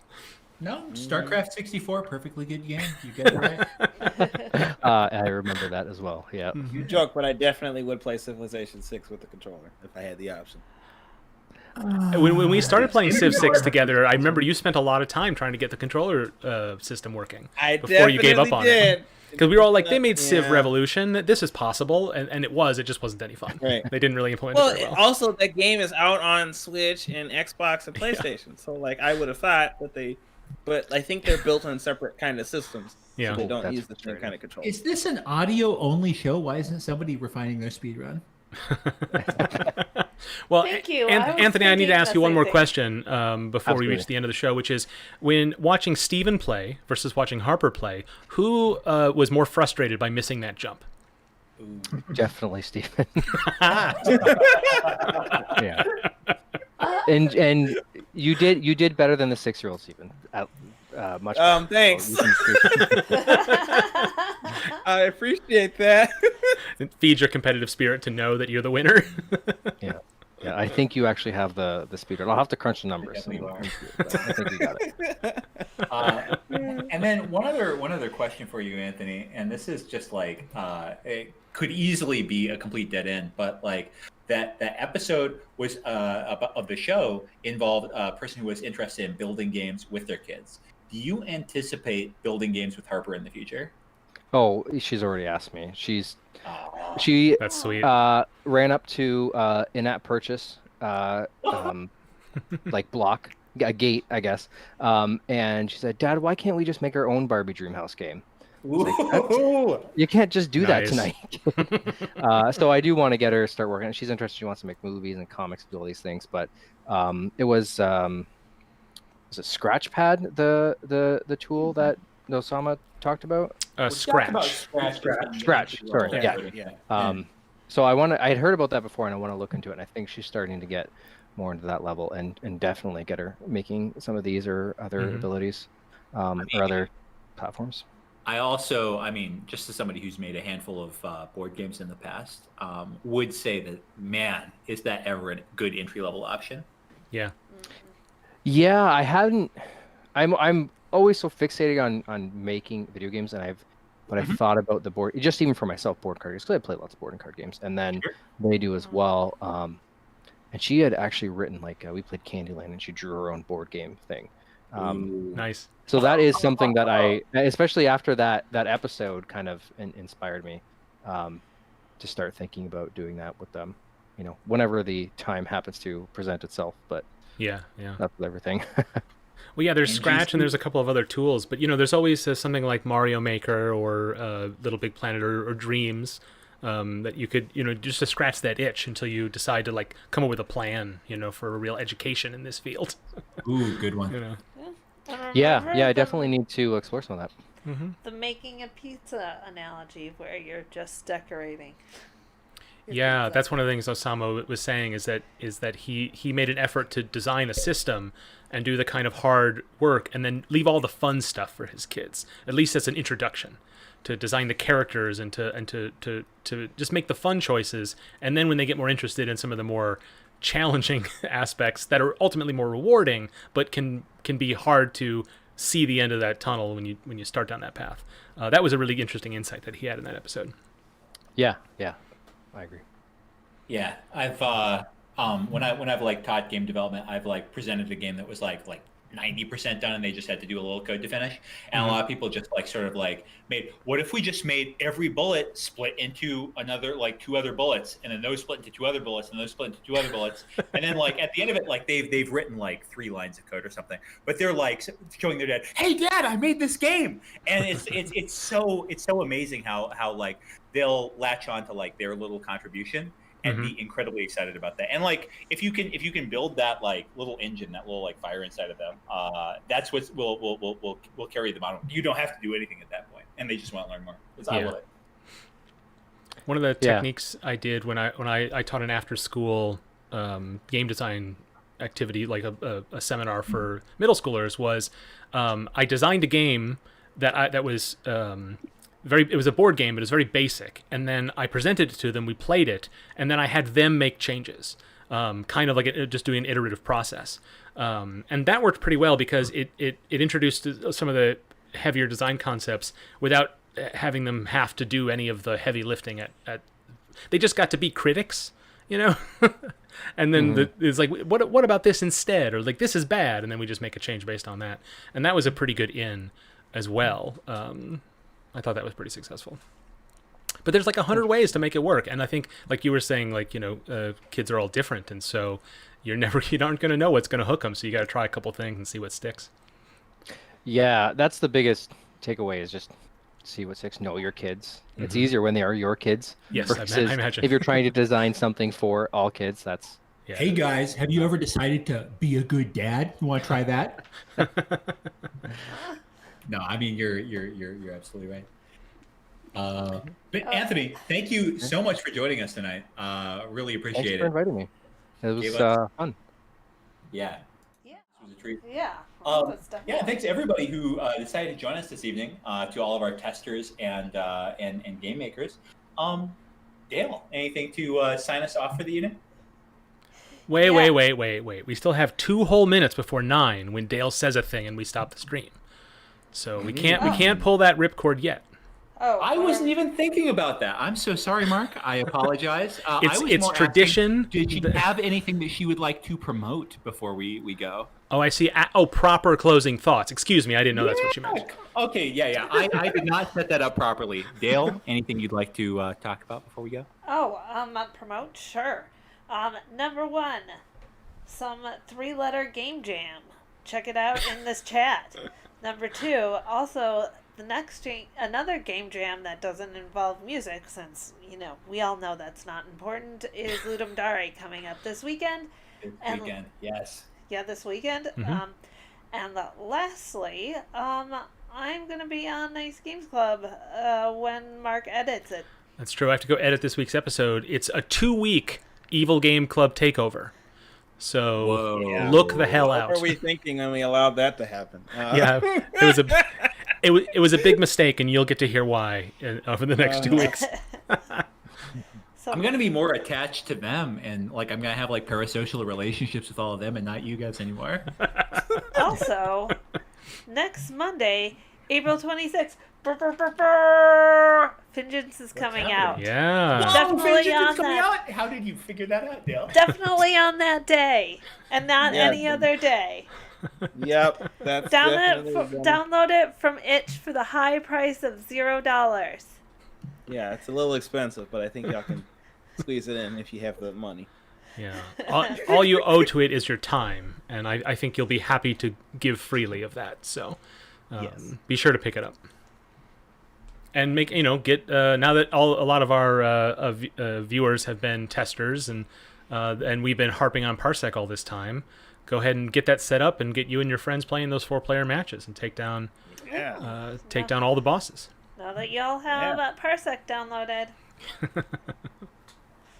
All right, well, we just hit 9 on the nose. Unless anyone wants to squeeze in something real quick, Dale's going to say something, and I'm going to cut us off.